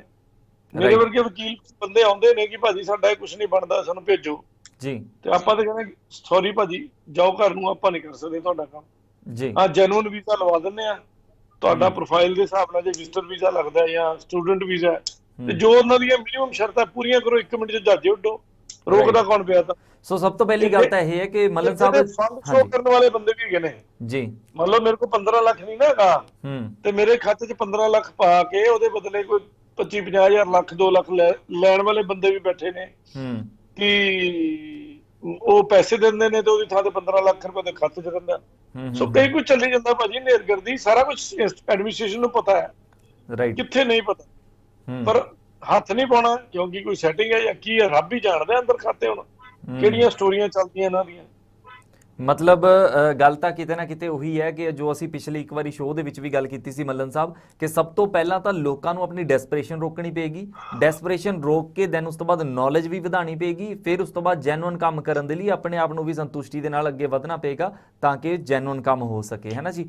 ਸੋ ਮੱਲਨ ਸਾਹਿਬ, ਇੱਕ ਚੀਜ਼ ਜਿਹੜੀ ਪੰਜਾਬ ਸਰਕਾਰ ਵੱਲੋਂ ਹੁਣ ਪਿੱਛੇ ਜੇ ਇੱਕ ਜਿਹੜੀ ਅਨਾਉਂਸਮੈਂਟ ਕੀਤੀ ਗਈ ਸੀ ਕਿ ਮੇਰਾ ਘਰ ਮੇਰੇ ਨਾਮ ਇੱਕ ਸਕੀਮ ਚੱਲੀ ਹੈ, ਜਿਹੜੀ ਲਾਲ ਲਕੀਰ ਦੇ ਵਿੱਚ ਜ਼ਮੀਨਾਂ ਆਉਂਦੀਆਂ ਨੇ ਪੁਰਾਣੀਆਂ, ਉਹ ਜਿਹੜੀਆਂ ਆਪਣੇ ਨਾਮ ਨਹੀਂ ਹੈਗੀਆਂ ਉਹਨਾਂ ਨੂੰ ਆਪਣੇ ਨਾਮ ਕੀਤਾ ਜਾ ਸਕਦਾ ਹੈ। ਸੋ ਇਸ ਸੰਬੰਧੀ ਮੈਂ ਚਾਹੁੰਦਾ ਹਾਂ ਕਿ ਤੁਸੀਂ ਨੈਕਸਟ ਐਪੀਸੋਡ ਦੇ ਵਿੱਚ ਅਸੀਂ ਜਿਹੜੀ ਹੈ ਗੱਲਬਾਤ ਕਰੀਏ, ਕਿਉਂਕਿ ਬਹੁਤ ਸਾਰੇ NRI ਵੀਰ ਨੇ ਜਿਹੜੇ ਕਿ ਜਿਨ੍ਹਾਂ ਦੀਆਂ ਜ਼ਮੀਨਾਂ ਇਸੇ ਤਰੀਕੇ ਨਾਲ ਲਾਲ ਲਕੀਰ ਦੇ ਵਿੱਚ ਆਉਂਦੀਆਂ ਨੇ, ਸੋ ਉਹ ਹੁਣ ਇੱਥੇ ਵੀ ਨਹੀਂ ਰਹਿੰਦੇ ਹੈਗੇ, ਬਾਹਰ ਜਾ ਚੁੱਕੇ ਨੇ। ਸੋ ਉਹ ਕਿਸ ਤਰੀਕੇ ਨਾਲ ਇਸ ਦੀ ਪ੍ਰੋਸੈਸਿੰਗ ਕਰ ਸਕਦੇ ਨੇ, ਔਰ ਕਿੰਨਾ ਕੁ ਜਿਹੜਾ ਸਰਕਾਰ ਵੱਲੋਂ ਇਹ ਐਲਾਨ ਕੀਤਾ ਗਿਆ, ਕਿੰਨਾ ਕੁ ਗਰਾਊਂਡ ਲੈਵਲ ਦੇ ਉੱਤੇ ਰਿਐਲਿਟੀ ਹੈਗੀ ਇਹਦੇ ਵਿੱਚ, ਕਿੰਨਾ ਕਿਹਦੇ ਉੱਤੇ ਜਿਹੜਾ ਕੰਮ ਹੋ ਰਿਹਾ ਹੈ, ਤੇ ਜੇਕਰ ਕੰਮ ਕਰਵਾਇਆ ਜਾਵੇ ਤਾਂ ਕਿੰਨਾ ਕੁ ਕਿਸ ਤਰੀਕੇ ਦੇ ਨਾਲ ਹੈਲਪਫੁਲ ਤਰੀਕੇ ਨਾਲ ਕਰਵਾਇਆ ਜਾ ਸਕਦਾ ਹੈ ਜੇਕਰ ਕੋਈ NRI ਵੀਰ ਹੋਵੇ। ਮੈਂ ਇਹਦੀ ਪਾਲਿਸੀ ਕਢਵਾ ਲੈਂਦਾ, ਜੇ ਨੈਕਸਟ ਪ੍ਰੋਗਰਾਮ ਤੱਕ ਵੀ ਆ ਗਈ ਤੇ ਆਪਾਂ ਨੈਕਸਟ ਪ੍ਰੋਗਰਾਮ ਮੇਰਾ ਘਰ ਮੇਰੇ ਨਾਮ ਦੀ ਸਕੀਮ ਦੇ ਉੱਤੇ ਕਰਾਂਗੇ ਜੀ। ਪਲੱਸ ਹੋਰ ਵੀ ਜਿਹੜੀਆਂ ਹਦਾਇਤਾਂ ਆਪਣੇ ਘਰ ਨੂੰ ਲੈ ਕੇ ਆਪਣੇ NRI ਵੀਰ ਭੈਣ ਭਰਾ ਕਰ ਸਕਦੇ ਨੇ ਜੀ, ਉਹਦੇ ਤੇ ਧਿਆਨ ਦਿੰਦੇ ਆ ਜੀ। ਬਟ ਇੱਕੋ ਚੀਜ਼ ਕਹੂੰਗਾ ਕਿ ਆਪਣੇ ਘਰ ਦੀ, ਆਪਣੇ ਖੇਤਾਂ ਦੀ, ਆਪਣੀ ਜ਼ਮੀਨ ਜਾਇਦਾਦ ਦੀ, ਆਪਣੀ ਹਰ ਚੀਜ਼ ਦੀ, ਇਵਨ ਬੈਂਕ ਦੇ ਵਿੱਚ ਜਿਹੜੇ ਖਾਤੇ 'ਚ ਪੈਸੇ ਪਏ ਨੇ ਉਹਦੀ ਪੈਰਵਾਈ ਕਰਦੇ ਰਹੋ। ਜਦੋਂ ਤੁਸੀਂ ਪੈਰਵਾਈ ਨਹੀਂ ਕਰਦੇ ਨਾ, ਸਾਲਾਂ ਸਾਲ ਬੰਦ ਰਹਿੰਦੇ ਨੇ ਜੀ, ਫਿਰ ਤੁਹਾਨੂੰ ਦਿੱਕਤ ਆ ਸਕਦੀ ਹੈ। ਔਰ ਇੱਕ ਮੁੱਦਾ ਹੋਰ ਬੜਾ ਸੀਰੀਅਸ ਹੈ, ਜਦੋਂ ਤੁਸੀਂ ਮਕਾਨ ਵੇਚਣ ਜਾਂ ਖਰੀਦਣ ਜਾਂਦੇ ਹੋ ਤੇ ਆਧਾਰ ਕਾਰਡ ਮੰਗਿਆ ਜਾਂਦਾ ਹੈ ਜੀ, ਪਰ ਇੱਕ ਜਿਹੜਾ NRI ਵੀਰ ਸਾਡਾ ਆਲਰੇਡੀ ਸਿਟੀਜ਼ਨ ਹੋ ਚੁੱਕਾ, ਉਹ ਪੰਜਾਬ ਦਾ ਆਧਾਰ ਕਾਰਡ ਟੈਕਨੀਕਲੀ ਤੇ ਨਹੀਂ ਬਣਾ ਸਕਦਾ, ਲੀਗਲੀ ਜੀ, ਉਹਦੇ ਵਾਸਤੇ ਵੀ ਇੱਕ ਪਟੀਸ਼ਨ ਪਾਣੀ ਚਾਹੀਦੀ ਹੈ ਸਾਨੂੰ ਸਾਰਿਆਂ ਨੂੰ ਰਲ ਕੇ। ਤੋ ਇਹਨਾਂ ਦੇ ਭੈਣ ਭਰਾ ਜੇ ਇਕੱਠੇ ਹੋਣ ਤੇ ਅਸੀਂ ਉਹਦੇ ਤੇ ਵੀ ਕੁਝ ਇਹਨਾਂ ਲਈ ਕੰਮ ਕਰ ਸਕਦੇ ਹਾਂ। ਸੋ ਅਗਲੇ ਹਫਤੇ ਇਸ ਬਾਰੇ ਗੱਲਬਾਤ ਕਰਦੇ ਹਾਂ। ਮੇਰੇ ਖਿਆਲ ਨਾਲ ਇਹ ਬਹੁਤ ਜ਼ਿਆਦਾ ਅਹਿਮ ਚੀਜ਼ ਹੈ ਜਿਹੜੀ ਸ਼ਾਇਦ ਇਸ ਟਾਈਮ ਬਹੁਤ ਜ਼ਿਆਦਾ ਜ਼ਰੂਰਤ ਵੀ ਹੈ NRI ਵੀਰਾਂ ਨੂੰ, ਔਰ ਹੁਣ ਤਕਰੀਬਨ ਫਲਾਈਟਾਂ ਜਿਹੜੀਆਂ ਨੇ ਉਹ ਦੇਸ਼ਾਂ ਦੀਆਂ ਖੁੱਲ੍ਹੀਆਂ ਸ਼ੁਰੂ ਹੋ ਚੁੱਕੀਆਂ ਨੇ। ਸੋ ਅਸੀਂ ਵੀ ਸੋਚਦੇ ਹਾਂ ਕਿ ਅਗਰ ਉਹਨਾਂ ਨੂੰ ਇਸ ਸਮੇਂ ਇਹ ਜਾਣਕਾਰੀ ਮਿਲ ਜਾਂਦੀ ਹੈ ਤਾਂ ਬਹੁਤ ਜ਼ਿਆਦਾ ਹੈਲਪਫੁਲ ਸਾਬਤ ਹੋ ਸਕਦੀ ਹੈ ਜੀ। ਮੱਲਨ ਸਾਹਿਬ, ਇਹਦੇ ਵਿੱਚ ਮੈਂ ਇੱਕ ਅਪਫਰੰਟ ਆਪਣੇ ਦਰਸ਼ਕਾਂ ਨੂੰ ਬਿਨਾਂ ਪਾਲਿਸੀ ਪੜਿਆ ਇੱਕ ਗੱਲ ਤੇ ਜ਼ਰੂਰ ਦੱਸ ਦਿੰਦਾ, ਜਿਹੜੇ ਵੀ ਭੈਣ ਭਰਾਵਾਂ ਦੀ ਜ਼ਮੀਨ ਲਾਲ ਲਕੀਰ ਦੇ ਅੰਦਰ ਆਉਂਦੀ ਹੈ, ਉਹ ਘੱਟੋ ਘੱਟ ਆਪਣਾ ਬਿਜਲੀ ਦਾ ਬਿੱਲ, ਪਾਣੀ ਦਾ ਬਿੱਲ, ਆਪਣੀ ਹੋਰ ਵੀ ਜਿਹੜਾ ਤੁਸੀਂ ਉੱਥੇ ਕੋਈ ਮਾਮਲਾ ਦਿੱਤਾ ਹੈ ਜਾਂ ਕੋਈ ਪ੍ਰਾਪਰਟੀ ਟੈਕਸ ਦਿੱਤਾ ਹੈ, ਉਹਦੇ ਸਾਰੇ ਦਸਤਾਵੇਜ਼ ਚੰਗੀ ਤਰ੍ਹਾਂ ਚੈੱਕ ਕਰ ਲਿਓ ਕਿ ਤੁਹਾਡੇ ਨਾਮ ਤੇ ਹੋਣ ਜੀ। ਜਿਹੜੇ ਸੀਨੀਅਰ ਸਿਟੀਜ਼ਨ ਹੋਣ ਉਹਨਾਂ ਦੇ ਨਾਂ ਤੇ ਪ੍ਰਾਪਰਟੀ ਹੋਵੇ ਤੇ ਪ੍ਰਾਪਰਟੀ ਟੈਕਸ 0 ਹੈ, ਪਰ ਉਹਦੀ ਐਨੂਅਲ ਰਿਟਰਨ ਲੈਣਾ ਮਸਟ ਹੈ, ਯਾਦ ਰੱਖੋ ਜੀ। ਪਲੱਸ ਜਿੰਨੀਆਂ ਪਿਛਲੀਆਂ ਰਿਟਰਨਾਂ ਆਪਣੇ ਨਾਂ ਤੇ ਇਕੱਠੀਆਂ ਰੱਖੋ, ਔਰ ਉਸ ਤੋਂ ਬਾਅਦ ਹੋਰ ਕ੍ਰਾਈਟੇਰੀਆ ਹੋਏਗਾ ਤਾਂ ਕਿ ਜਿਹੜਾ ਇਹ ਨਾ ਕਿ ਕੱਲ ਨੂੰ ਕੋਈ ਵਿਚਕਾਰ ਕੋਈ ਕਿਰਾਏਦਾਰ ਜਾਂ ਕੋਈ ਇਹੋ ਜਿਹਾ ਬੰਦਾ ਰੱਖਿਆ ਜੀ ਉਹ ਤੁਹਾਡੇ ਨਾਂ ਦੀ ਪ੍ਰਾਪਰਟੀ ਆਪਣੇ ਨਾਂ ਤੇ ਨਾ ਕਰਾ ਲਵੇ ਜਾਂ ਕੋਈ ਇਹੋ ਜਿਹਾ ਕੰਮ ਨਾ ਕਰ ਦੇਵੇ, ਔਰ ਜਿਹੜੇ ਵੀ ਪਰਨੋਟ ਤੇ ਇਹਨਾਂ ਨੇ ਪ੍ਰਾਪਰਟੀ ਖਰੀਦੀ ਹੋਈ ਹੈ ਉਹ ਰੱਖਣ। ਸੋ ਇਹ ਮੇਰੇ ਖਿਆਲ ਨਾਲ ਤੁਹਾਡਾ ਇਸ਼ਾਰਾ ਕੁਝ ਇਸ ਵੱਲ ਨੂੰ ਵੀ ਹੈਗਾ ਕਿ ਜਿੱਥੇ ਇਹ ਆਫਰ ਨਿਕਲੀ ਹੈ, ਸੋ ਪੰਜਾਬ ਸਰਕਾਰ ਵੱਲੋਂ ਅਗਰ ਇਹ ਐਲਾਨ ਕੀਤਾ ਗਿਆ, ਸੋ ਇਸ ਦੇ ਉੱਤੇ ਜਿਹੜੇ NRI ਵੀਰ ਨੇ ਅਗਰ ਉਹਨਾਂ ਦੀ ਜ਼ਮੀਨਾਂ ਹੈਗੀਆਂ ਜਿਹੜੀਆਂ ਲਾਲ ਲਕੀਰ ਦੇ ਵਿੱਚ ਆਉਂਦੀਆਂ ਤਾਂ ਉਹਨਾਂ ਨੂੰ ਜਲਦੀ ਉਸ ਦੇ ਉੱਤੇ ਕੰਮ ਕਰਨਾ ਚਾਹੀਦਾ, ਨਹੀਂ ਤਾਂ ਹੜੱਪੀਆਂ ਜਾਣਗੀਆਂ, ਜਿਹੜੇ ਨਹੀਂ ਤਾਂ ਹੜੱਪੀਆਂ ਜਾਣ ਦੇ ਚਾਂਸਸ ਵੀ ਨੇ। ਹਾਂਜੀ, ਬੈਠੇ ਨੇ ਉਹਨਾਂ ਨੇ ਕੋਈ ਨਾ ਕੋਈ ਸ਼ਰਾਰਤਾਂ ਕਰ ਲੈਣੀਆਂ, ਲੋਕਲ ਬੈਠੇ ਰੋਜ਼ ਹੀ ਚੱਲ ਜਾਣਗੇ ਤੇ ਕੋਈ ਪੈਸੇ ਦੇ ਕੇ ਕੰਮ ਕਰਾ ਲੈਣਗੇ ਜੀ। ਸੋ ਬੜੇ ਧਿਆਨ ਰੱਖੋ, ਅਲਰਟ ਰਹੋ, ਛੱਡੋ ਨਾ ਔਰ ਸਿਰੇ ਲਾਓ ਕਿਸੇ ਪਾਸੇ, ਮਤਲਬ ਢਿੱਲਾ ਨਾ ਛੱਡੋ, ਢਿੱਲਾ ਨਾ ਛੱਡੋ ਜੀ। ਅਗਲੇ ਪ੍ਰੋਗਰਾਮ ਦੇ ਵਿੱਚ ਇਸ ਬਾਰੇ ਗੱਲਬਾਤ ਕਰਾਂਗੇ। ਸੋ ਮੱਲਨ ਸਾਹਿਬ ਬਹੁਤ ਬਹੁਤ ਧੰਨਵਾਦ, ਤੁਸੀਂ ਸਾਨੂੰ ਸਮਾਂ ਦਿੱਤਾ, ਸਾਡੇ ਦਰਸ਼ਕਾਂ ਨੂੰ ਸਮਾਂ ਦਿੱਤਾ। ਸੋ ਵੱਡਮੁੱਲੀ ਜਾਣਕਾਰੀ ਜਿਹੜੀ ਤੁਸੀਂ ਦਿੱਤੀ ਹੈ ਔਰ ਜਿਸ ਤਰੀਕੇ ਦੇ ਨਾਲ ਤੁਸੀਂ ਹਰਚਰਨ ਸਿੰਘ ਪੀਲੀਭੀਤ ਦਾ ਜਿਹੜਾ ਕੇਸ ਲੜ ਰਹੇ ਹੋ, ਅਸੀਂ ਉਮੀਦ ਕਰਦੇ ਹਾਂ ਕਿ ਉਹ ਜ਼ਰੂਰ ਉਸ ਪਰਿਵਾਰ ਨੂੰ ਇਨਸਾਫ ਮਿਲੇਗਾ।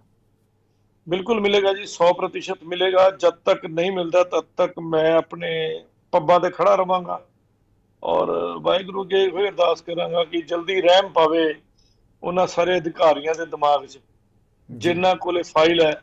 ਨੋ ਡਾਊਟ ਸੁਨੀਲ ਮੱਲਨ ਤੇ ਆਪਣੀ ਸਿਟੀ ਵਜਾਉਂਦਾ ਰਹਿੰਦਾ, ਇੱਥੇ ਬੈਠਾ ਵੀ ਚਿੱਠੀ ਪਾਉਂਦਾ ਰਹਿੰਦਾ, ਸੋ ਸਿਟੀ ਵੱਜਦੀ ਰਹੇਗੀ ਔਰ ਜਿਹਨੂੰ ਵੀ ਸੁਣੇਗੀ ਵਕਤਾਂ ਤੇ ਪਾਏਗੀ ਜੀ। ਮੈਂ ਉਸ ਬੱਚੇ ਦੀ ਮੌਤ ਨੂੰ ਖਾਲੀ ਨਹੀਂ ਜਾਣ ਦਿੰਦਾ, ਇਹ ਮੇਰਾ ਪ੍ਰਣ ਹੈ, ਜਿੰਨਾ ਵੀ ਜ਼ੋਰ ਲੱਗੇਗਾ। ਔਰ ਅੱਜ ਤੱਕ ਮੈਂ ਵੀ ਦਰਸ਼ਕਾਂ ਨੂੰ ਦੱਸਦਾ, ਆਪਣੇ ਨਾਲ ਜਾਂਦੀ ਵਾਰੀ ਦਰਸ਼ਕ ਜੁੜ ਚੁੱਕੇ ਨੇ, ਆਪਾਂ ਇੱਕ ਕਾਲ ਲੈ ਲੈਂਦੇ ਹਾਂ। ਸਤਿ ਸ਼੍ਰੀ ਅਕਾਲ ਜੀ। ਹੈਲੋ, ਹਾਂਜੀ ਮੈਮ, ਬਹੁਤ ਬਹੁਤ ਸਵਾਗਤ ਹੈ ਤੁਹਾਡਾ ਪ੍ਰੋਗਰਾਮ ਦੇ ਵਿੱਚ। ਸਾਡੇ ਪ੍ਰੋਗਰਾਮ ਦਾ ਸਮਾਂ ਥੋੜਾ ਜਿਹਾ ਹੁਣ ਬਿਲਕੁਲ ਹੀ ਘੱਟ ਰਹਿ ਗਿਆ, ਅੰਤਿਮ ਉਹਦੇ ਵਿੱਚ ਹੈ, ਚਰਮ ਦੇ ਵਿੱਚ ਹੈ, ਤਾਂ ਤੁਸੀਂ ਤੁਹਾਡਾ ਜਿਹੜਾ ਸਵਾਲ ਹੈ ਉਹ ਤੁਸੀਂ ਜਲਦੀ ਕਰ ਸਕਦੇ ਹੋ। ਕੀ ਪੁੱਛਣਾ ਚਾਹੋਗੇ? ਹਾਂਜੀ ਬੀਬੀ, ਇੱਕ ਨਾ ਚੰਡੀਗੜ੍ਹ ਕੋਠੀ ਹੈ, ਉਹ ਡੈਥ ਹੋ ਗਈ ਉਹਨਾਂ ਦੀ ਮੰਮੀ ਡੈਡੀ ਦੀ। ਅੱਛਾ ਜੀ। ਹਾਂਜੀ, ਉਹਦੇ 2 ਕੁੜੀਆਂ ਨੇ, ਵਸੀਅਤ ਵਸੂਤ ਕੁਛ ਨਹੀਂ ਹੈਗੀ ਜੀ। ਇੱਕ ਟੀਵੀ ਸੈੱਟ ਦੀ ਆਵਾਜ਼, ਟੀਵੀ ਦੀ ਆਵਾਜ਼ ਬੰਦ ਕਰ ਲਓ ਪਲੀਜ਼, ਤੇ ਫਿਰ ਆਪਾਂ ਗੱਲ ਕਰ ਲੈਂਦੇ ਹਾਂ।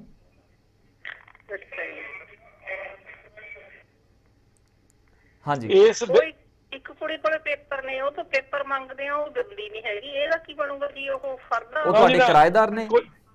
ਮਕਾਨ ਨਹੀਂ ਬੱਚੇ ਉਹਨਾਂ ਦੇ। ਨਾ ਮੈਂ ਦੱਸਦਾ ਜੀ, ਮੈਂ ਦੱਸਦਾ, ਤੁਸੀਂ ਚਿੰਤਾ ਨਾ ਕਰੋ। ਠੀਕ ਹੈ, ਤੁਸੀਂ ਮੈਮ ਆਪਣਾ ਤੁਸੀਂ ਨਾਮ ਦੱਸ ਦਿਓ ਮੈਨੂੰ, ਆਪਣਾ ਨਾਮ ਦੱਸ ਦਿਓ ਮੈਨੂੰ ਤੁਸੀਂ। ਮੇਰਾ ਨਾਮ ਬਲਵਿੰਦਰ, ਮੈਂ ਤਾਂ ਕੈਨੇਡਾ ਤੋਂ ਬੋਲਦੀ ਹਾਂ ਜੀ। ਠੀਕ ਹੈ ਜੀ, ਕੋਈ ਗੱਲ ਨਹੀਂ। ਮੈਂ ਦੱਸਦਾ ਜੀ, ਮੈਂ ਬਲਵਿੰਦਰ ਜੀ ਤੁਹਾਨੂੰ ਹੁਣ ਨਾ ਟੀਵੀ ਦੇ ਉੱਤੇ ਜਵਾਬ ਦੇਣਗੇ ਮੱਲਨ ਸਾਹਿਬ, ਤੇ ਤੁਸੀਂ ਉਹ ਸੁਣ ਲੈਣਾ, ਤੇ ਉਸ ਤੋਂ ਬਾਅਦ ਤੁਸੀਂ ਅਗਲੇ ਪ੍ਰੋਗਰਾਮ ਦੇ ਵਿੱਚ ਵੀ ਸਾਡੇ ਨਾਲ ਜ਼ਰੂਰ ਜੁੜਿਓ, ਕਿਉਂਕਿ ਅਗਲਾ ਪ੍ਰੋਗਰਾਮ ਅਸੀਂ ਸਾਰਾ ਪ੍ਰਾਪਰਟੀ ਦੇ ਉੱਤੇ ਹੀ ਕਰਨ ਵਾਲੇ ਹਾਂ। ਠੀਕ ਹੈ ਜੀ, ਸ਼ੁੱਕਰਵਾਰ ਨੂੰ ਸੇਮ ਟਾਈਮ ਦੇ ਉੱਤੇ। ਤਾਂ ਤੁਹਾਨੂੰ ਹੁਣੇ ਜਵਾਬ ਦੇਣ ਲੱਗੇ ਨੇ ਵਕੀਲ ਸਾਹਿਬ, ਤੁਸੀਂ ਉਹ ਸੁਣੋ ਟੀਵੀ ਦੇ ਉੱਤੇ। ਮੈਂ ਉਹ ਸਾਰੇ ਦਰਸ਼ਕਾਂ ਨੂੰ ਦੱਸਣ ਲੱਗਾ ਵੀ ਜਿਨ੍ਹਾਂ ਦੇ ਵੀ ਮਾਪਿਓ ਜਾਂ ਜਿਹੜੇ ਜਿਨ੍ਹਾਂ ਦੇ ਵੀ ਫੈਮਿਲੀ 'ਚ ਅਪਰ ਹੈਂਡ ਜਿਹੜਾ ਉਹਨਾਂ ਦੀ ਅਨਫੋਰਚੂਨੇਟਲੀ ਡੈਥ ਹੋ ਜਾਂਦੀ ਹੈ ਔਰ ਉਹ ਕੋਈ ਵਸੀਅਤ ਨਹੀਂ ਕਰਕੇ ਜਾਂਦੇ, ਉਹਨਾਂ ਦੇ ਨਾਂ ਦੀ ਜਿੰਨੀ ਵੀ ਪ੍ਰਾਪਰਟੀ ਹੈ, ਮੰਨ ਲਓ ਤੁਹਾਨੂੰ ਪ੍ਰਾਪਰਟੀ ਪਤਾ ਹੈ ਜਾਂ ਉਹਦੀਆਂ ਫਰਦਾਂ ਹੈਗੀਆਂ ਜਾਂ ਕੋਈ ਵੀ ਕਾਗਜ਼ ਹੈਗਾ ਜਾਂ ਨਹੀਂ ਹੈਗਾ, ਕੋਈ ਦਿੱਕਤ ਨਹੀਂ, ਡਰਨ ਵਾਲੀ ਗੱਲ ਨਹੀਂ। ਇੱਕ ਐਪਲੀਕੇਸ਼ਨ ਦੇ ਕੇ, ਇੱਕ RTI ਦੇ ਕੇ ਤੁਹਾਨੂੰ ਆਪਣੇ ਫਾਦਰ ਦਾ ਜਾਂ ਮਦਰ ਦਾ ਤੁਸੀਂ ਸਕਸੈਸਰ ਸ਼ੋ ਕਰੋਗੇ ਤੇ ਸਭ ਤੋਂ ਪਹਿਲਾਂ ਦੇ ਅੰਦਰੋਂ ਕਾਗਜ਼ ਨਿਕਲ ਜਾਣਗੇ ਜੀ। ਕਾਗਜ਼ ਨਿਕਲਣ ਤੋਂ ਬਾਅਦ transfer of property in case of interstate death ਕਹਿੰਦੇ ਉਹਨੂੰ। ਇੰਟਰਸਟੇਟ ਦਾ ਮਤਲਬ ਹੈ ਵਿਦਆਊਟ ਵਸੀਅਤ। ਜਿਸ ਵੀ ਮਾਪਿਓ ਦੀ ਵਿਦਆਊਟ ਵਸੀਅਤ ਡੈਥ ਹੁੰਦੀ ਹੈ, ਉਹਨਾਂ ਦੇ ਜਿੰਨੇ ਵੀ ਬੱਚੇ ਹੋਣ, ਉਸ ਕੇਸ ਵਿੱਚ ਮੰਨ ਲਓ ਆਪਾਂ 4 ਭੈਣ ਭਰਾਵਾਂ ਤੇ ਉਹ ਪ੍ਰਾਪਰਟੀ 4 ਭੈਣ ਭਰਾਵਾਂ ਦੇ ਨਾਂ ਤੇ ਚੜ ਜਾਏਗੀ। ਉਹਦੇ ਵਿੱਚ ਕਰਨਾ ਕੀ ਹੋਏਗਾ, ਮੰਨ ਲਓ ਅਸੀਂ 4 ਭੈਣ ਭਰਾਵਾਂ, ਮੈਂ ਆਪਣਾ ਸ਼ੇਅਰ ਅਪਲਾਈ ਕੀਤਾ, ਉਹਦੇ ਵਿੱਚ ਇੱਕ ਐਫੀਡੇਵਿਟ ਲੱਗਦਾ ਹੈ ਕਿ ਪਿਤਾ ਜੀ ਦਾ ਨਾਮ ਸ਼੍ਰੀ ਠਾਕਰ ਦਾਸ, ਮਾਤਾ ਜੀ ਦਾ ਨਾਮ ਸ਼੍ਰੀਮਤੀ ਸੰਤੋਸ਼ ਕੁਮਾਰੀ, ਦੋਨਾਂ ਦੀ ਇਸ ਤਰੀਕ ਨੂੰ ਮੌਤ ਹੋ ਗਈ ਹੈ। ਉਸ ਸ਼ਾਦੀ ਚੋਂ ਅਸੀਂ 4 ਭੈਣ ਭਰਾ ਸੀ। ਸਭ ਤੋਂ ਵੱਡੇ ਦਾ ਨਾਮ ਰਾਮ ਕੁਮਾਰ, ਮੰਨ ਲਓ ਉਮਰ ਇੰਨੇ ਸਾਲ, ਦੂਜੇ ਦਾ ਨਾਮ ਸ਼ਾਮ ਲਾਲ, ਤੀਜੇ ਦਾ ਨਾਮ ਸੁਨੀਲ ਕੁਮਾਰ, ਚੌਥਾ ਹਰੀ ਰਾਮ, ਐਗਜ਼ਾਮਪਲ। ਉਹਨਾਂ ਦੀ ਏਜ ਕੀ ਹੈ ਤੇ ਲਾਸਟ, ਹੁਣ ਮੰਨ ਲਓ ਮੈਨੂੰ ਮੇਰੇ ਭਰਾ ਦਾ ਹੀ ਨਾ ਪਤਾ ਹੋਵੇ ਕਿੱਥੇ ਰਹਿੰਦਾ, ਬਚਪਨ ਤੋਂ ਲੜਾਈ ਹੋ ਚੁੱਕੀ ਸੀ, ਮੰਨ ਲਓ ਮੈਂ ਜਦੋਂ ਛੋਟਾ ਸੀ, ਐਗਜ਼ਾਮਪਲ ਦਿੰਦਾ। ਉਹਦੇ ਵਿੱਚ ਅਸੀਂ ਉਹਦਾ ਜ਼ਿਕਰ ਜ਼ਰੂਰ ਕਰਦੇ ਹਾਂ ਕਿ ਭਰਾ ਸੀ ਮੇਰਾ, ਲਾਸਟ ਐਡਰੈਸ ਉਹਦਾ ਨੋਨ ਸੀ। ਉਹ ਫਿਰ ਕੀ ਹੋਏਗਾ ਕਿ ਤੁਹਾਡੇ ਨਾਂ ਤੇ ਤੁਹਾਡਾ ਸ਼ੇਅਰ ਚੜ ਜਾਏਗਾ, ਬਾਕੀ ਤਿੰਨਾਂ ਦੇ ਨਾਂ ਤੇ ਖੜਾ ਰਹੇਗਾ। ਜਿੱਦਣ ਉਹ ਕਲੇਮ ਕਰਨਗੇ ਉਦੋਂ ਉਹ ਚੜੇਗਾ। ਮੰਨ ਲਓ ਕੋਈ ਕਲੇਮ ਕਰਨ ਵੀ ਨਹੀਂ ਆਉਂਦਾ ਤੇ ਫਿਰ ਉਹ ਥਰੂ ਸਿਵਲ ਕੋਰਟ ਉਹਨਾਂ ਦਾ ਸ਼ੇਅਰ ਆਪਣੇ ਨਾਂ ਤੇ ਟ੍ਰਾਂਸਫਰ ਕਰਨ ਦੇ ਵੀ ਤਰੀਕੇ ਨੇ, ਪਰ ਉਹਦੇ ਫੈਕਟ ਵੇਖਣੇ ਪੈਣਗੇ ਜੀ। ਸੋ ਸਿੰਪਲ ਗੱਲ ਇਹ ਯਾਦ ਰੱਖੋ ਕਿ ਮਾਂ-ਬਾਪ ਬਿਨਾਂ ਵਸੀਅਤ ਤੋਂ ਜੇ ਜਾਂਦੇ ਨੇ ਤੇ ਉਹਨਾਂ ਦੀ ਜਿਹੜੀ ਵੀ ਪ੍ਰਾਪਰਟੀ ਹੈ ਉਹਦੇ ਪ੍ਰਾਪਰਟੀ ਦੇ ਕਾਗਜ਼ ਤਹਿਸੀਲ ਚੋਂ ਜਾਂ ਉੱਥੋਂ ਨਿਕਲ ਜਾਂਦੇ ਨੇ। ਥੋੜੀ ਮਿਹਨਤ ਜ਼ਿਆਦਾ ਲੱਗਦੀ ਹੈ। ਪੇਪਰ ਕਢਾਉਣ ਤੋਂ ਬਾਅਦ ਆਪਾਂ ਤੁਹਾਡਾ ਸ਼ੇਅਰ, ਜਿਹੜਾ ਵੀ ਭੈਣ ਭਰਾ ਸ਼ੇਅਰ ਅਪਲਾਈ ਕਰੇਗਾ, ਇੱਕ ਗੱਲ ਯਾਦ ਰੱਖਣਾ, ਕਦੀ ਵੀ ਆਪਣੇ ਬਾਕੀ ਭੈਣ ਭਰਾਵਾਂ ਦਾ ਜ਼ਿਕਰ ਕਰਨ ਤੋਂ ਗੁਰੇਜ਼ ਨਾ ਕਰਨਾ ਤੇ ਜਾਂ ਭੁੱਲਣਾ ਨਾ। ਜੇ ਤੁਸੀਂ ਉਹ ਐਫੀਡੇਵਿਟ ਝੂਠਾ ਦਿੰਦੇ ਹੋ ਤੇ ਤੁਹਾਡੇ ਤੇ ਪਰਚਾ ਜ਼ਰੂਰ ਹੋ ਜਾਏਗਾ। ਮੰਨ ਲਓ ਕੋਈ ਤੁਹਾਡਾ ਭੈਣ ਭਰਾ ਡੈਥ ਹੋ ਚੁੱਕੀ ਹੈ ਔਰ ਉਹ ਕੁਆਰਾ ਸੀ, ਉਹਦਾ ਵੀ ਜ਼ਿਕਰ ਕਰਨਾ ਵੀ ਆਹ ਕੁਆਰਾ ਸੀ, ਇੰਨੀ ਤਰੀਕ ਨੂੰ ਡੈਥ ਹੋਈ ਆ, ਉਹਦਾ ਡੈਥ ਸਰਟੀਫਿਕੇਟ, ਔਰ ਉਹਦਾ ਵਿਆਹ ਨਹੀਂ ਸੀ ਹੋਇਆ, ਉਹਦਾ ਐਫੀਡੇਵਿਟ ਬਣਦਾ। ਉਹਦਾ ਇੱਕ ਲੀਗਲ ਤਰੀਕਾ ਹੈ, ਮਤਲਬ ਅੱਧੇ ਸ਼ੇਅਰ ਕਰਕੇ ਜਾਂ 1/4 ਸ਼ੇਅਰ ਦੇ ਚੱਕਰ 'ਚ ਜੇਲ੍ਹ ਨਹੀਂ ਜਾਣਾ ਜੀ। ਸੋ ਕੰਮ ਹੋ ਜਾਏਗਾ, ਕੋਈ ਡਰਨ ਵਾਲੀ ਗੱਲ ਨਹੀਂ। ਜਿਹੜਾ ਵੀ ਇੰਡੀਆ 'ਚ ਬੈਠਾ ਭੈਣ ਭਰਾ ਬਲਵਿੰਦਰ ਭੈਣ ਜੀ ਦਾ, ਉਹਨਾਂ ਨੂੰ ਕਹਿ ਦੇਣਾ ਮੈਨੂੰ ਮਿਲ ਲੈਣ, ਜੇ ਮੇਰੇ ਕੋਲ ਕੰਮ ਕਰਾਉਣਾ ਤਾਂ, ਨਹੀਂ ਤੇ ਜੇ ਸਮਝਣਾ ਹੋਏਗਾ ਮੈਂ ਸਮਝਾ ਦਾਂਗਾ, ਉਹਨੂੰ ਆਪਣਾ ਕੰਮ ਕਰਾ ਲੈਣ। ਕੋਈ ਔਖਾ ਕੰਮ ਨਹੀਂ ਹੈ, ਸਿਰਫ ਉਸ ਪ੍ਰਾਪਰਟੀ ਦੇ ਕਾਗਜ਼ ਕਢਾਉਣ 'ਚ 30-40 ਦਿਨ ਲੱਗ ਜਾਂਦੇ ਨੇ, ਉਹ ਆਪਾਂ ਆਫੀਸ਼ੀਅਲੀ ਕਢਾ ਸਕਦੇ ਹਾਂ। ਮੈਂ ਐਗਜ਼ਾਮਪਲ ਦਿੰਦਾ ਇੱਥੇ, ਮੈਂ ਆਪਣੀ ਪਰਸਨਲ ਐਗਜ਼ਾਮਪਲ ਦਿੰਦਾ। ਮੇਰੇ ਪਿਤਾ ਜੀ ਦੀ ਡੈਥ ਤੋਂ ਬਾਅਦ ਮੈਂ ਆਪਣੇ ਪਿਤਾ ਜੀ ਦਾ ਪੈਨ ਕਾਰਡ ਤੇ ਉਹਨਾਂ ਦੀ ਇਨਕਮ ਟੈਕਸ ਰਿਟਰਨਾਂ ਲੈਣੀਆਂ ਸੀ। ਉਹ ਮਹਿਕਮੇ ਇੰਨੇ ਗੰਦੇ, ਇੰਨੇ ਸ਼ਰਾਰਤੀ ਹੈ ਕਿ ਮੈਂ ਤੁਹਾਨੂੰ ਦੱਸ ਨਹੀਂ ਸਕਦਾ ਭਾਜੀ। ਟਾਈਮ ਆਪਣਾ ਓਵਰ ਹੋ ਗਿਆ, ਬਟ ਫਿਰ ਵੀ ਮੈਂ 2 ਮਿੰਟ ਲਾਉਂਗਾ ਹੁਣ ਜੀ।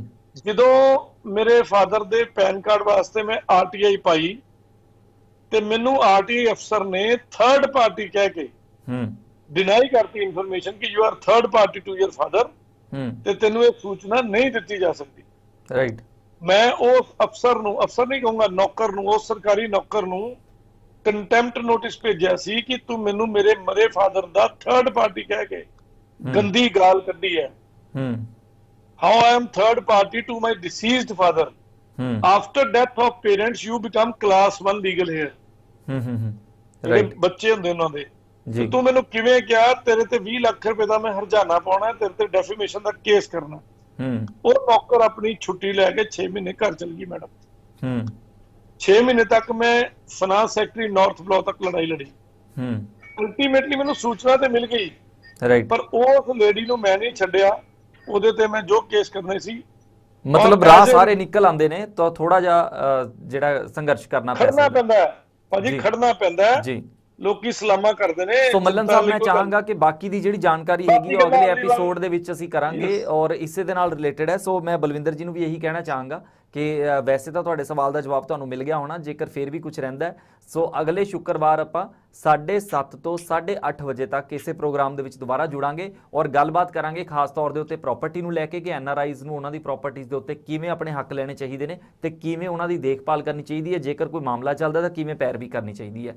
ਸੋ ਮੱਲਨ ਸਾਹਿਬ, ਕਮੈਂਟਾਂ ਵਿੱਚ ਮੈਂ ਕਹੂੰਗਾ ਸਾਡੇ ਕਮੈਂਟਾਂ ਵਿੱਚ ਆਪਣੇ ਸਵਾਲ ਲਿਖਿਓ ਔਰ ਅਸੀਂ ਉਹਨਾਂ ਸਵਾਲਾਂ ਦਾ ਜਵਾਬ ਬਣਾ ਕੇ ਆਵਾਂਗੇ। ਔਰ ਮੈਂ ਚਾਹਾਂਗਾ ਕਿ 15-20 ਤਰ੍ਹਾਂ ਦੇ ਸਵਾਲ ਆਉਣ ਤਾਂ ਕਿ ਉਹ ਇੱਕ ਜਨਰਲ ਤੌਰ ਤੇ ਜਨਤਾ ਦੀ ਜਾਗਰੂਕਤਾ ਹੋ ਜਾਏ। ਬਿਲਕੁਲ, ਇਹਦੇ ਨਾਲ ਵੀ ਕਾਫੀ ਜ਼ਿਆਦਾ ਬੱਚੇ ਦੀ ਅਡਾਪਸ਼ਨ ਕਿਵੇਂ ਕਰਨੀ ਹੈ, ਇਹ ਸਵਾਲ ਹੋ ਸਕਦੇ ਨੇ ਤੁਹਾਡੇ, ਜੋ ਵੀ ਤੁਹਾਡੇ ਸਵਾਲ ਨੇ ਜੀ, ਤੁਸੀਂ ਸਾਨੂੰ ਸਵਾਲ ਜ਼ਰੂਰ ਭੇਜਿਆ ਕਰੋ। ਸਾਨੂੰ ਕੰਮ ਕਰਨ ਦਾ ਮਜ਼ਾ ਆਏਗਾ ਔਰ ਅਸੀਂ ਤੁਹਾਨੂੰ ਵਧੀਆ ਗਾਈਡੈਂਸ ਦਵਾਂਗੇ ਜੀ, ਮਤਲਬ ਬਗੈਰ ਪਰੇਸ਼ਾਨੀ ਵਾਲੀ, ਬਗੈਰ ਧੋਖੇ ਵਾਲੀ ਔਰ ਲਾ ਪੁਆਇੰਟ ਦੇ ਅੰਦਰ ਰਹਿ ਕੇ ਜੀ। ਮੱਲਨ ਸਾਹਿਬ, ਫਿਲਹਾਲ ਅਸੀਂ ਇੱਥੇ ਇਜਾਜ਼ਤ ਲਾਵਾਂਗੇ ਦਰਸ਼ਕਾਂ ਤੋਂ। ਸੋ ਬਹੁਤ ਬਹੁਤ ਧੰਨਵਾਦ ਜੀ, ਤੁਸੀਂ ਪ੍ਰੋਗਰਾਮ ਦੇ ਵਿੱਚ ਜੁੜੇ ਤੇ ਅਗਲੀ ਵਾਰੀ ਗੱਲਬਾਤ ਕਰਦੇ ਜੀ। ਸੋ ਦਰਸ਼ਕਾਂ ਦੇ ਲਈ ਅਸੀਂ ਇਹੀ ਕਹਾਂਗੇ ਕਿ ਅਗਲੇ ਹਫਤੇ ਦੇ ਲਈ ਤੁਸੀਂ, ਜੇਕਰ ਤੁਹਾਡੇ ਕੋਲ ਸਵਾਲ ਨੇ, ਤੁਸੀਂ ਅਗਰ YouTube ਤੇ ਪ੍ਰੋਗਰਾਮ ਦੇਖ ਰਹੇ ਹੋ ਤਾਂ ਨੀਚੇ ਕਮੈਂਟਸ ਦੇ ਵਿੱਚ ਆਪਣੇ ਸਵਾਲ ਛੱਡ ਸਕਦੇ ਹੋ ਤਾਂ ਕਿ ਅਸੀਂ ਅਗਲੇ ਪ੍ਰੋਗਰਾਮ ਦੇ ਵਿੱਚੋਂ ਚੈੱਕ ਕਰਕੇ ਤੁਹਾਨੂੰ ਸਵਾਲਾਂ ਦੇ ਜਵਾਬ ਦੇ ਸਕੀਏ। ਤੇ ਜੇਕਰ ਤੁਸੀਂ ਪ੍ਰੋਗਰਾਮ ਦੇ ਵਿੱਚ ਜੁੜਨਾ ਚਾਹੁੰਦੇ ਹੋ ਤਾਂ ਅਗਲੇ ਹਫਤੇ 7:30 ਤੋਂ 8:30 ਆਪਾਂ ਲਾਈਵ ਆਵਾਂਗੇ। ਇਸੇ ਪ੍ਰੋਗਰਾਮ ਦੇ ਵਿੱਚ ਪ੍ਰਾਪਰਟੀ ਨੂੰ ਲੈ ਕੇ NRIs ਦੀ ਗੱਲਬਾਤ ਕਰਾਂਗੇ। ਸੋ ਜੋ ਵੀ ਸਵਾਲ ਹੋਣਗੇ ਤੁਸੀਂ ਕਾਲ ਕਰਕੇ ਪੁੱਛ ਸਕਦੇ ਹੋ। ਸੋ ਅਗਲੇ ਹਫਤੇ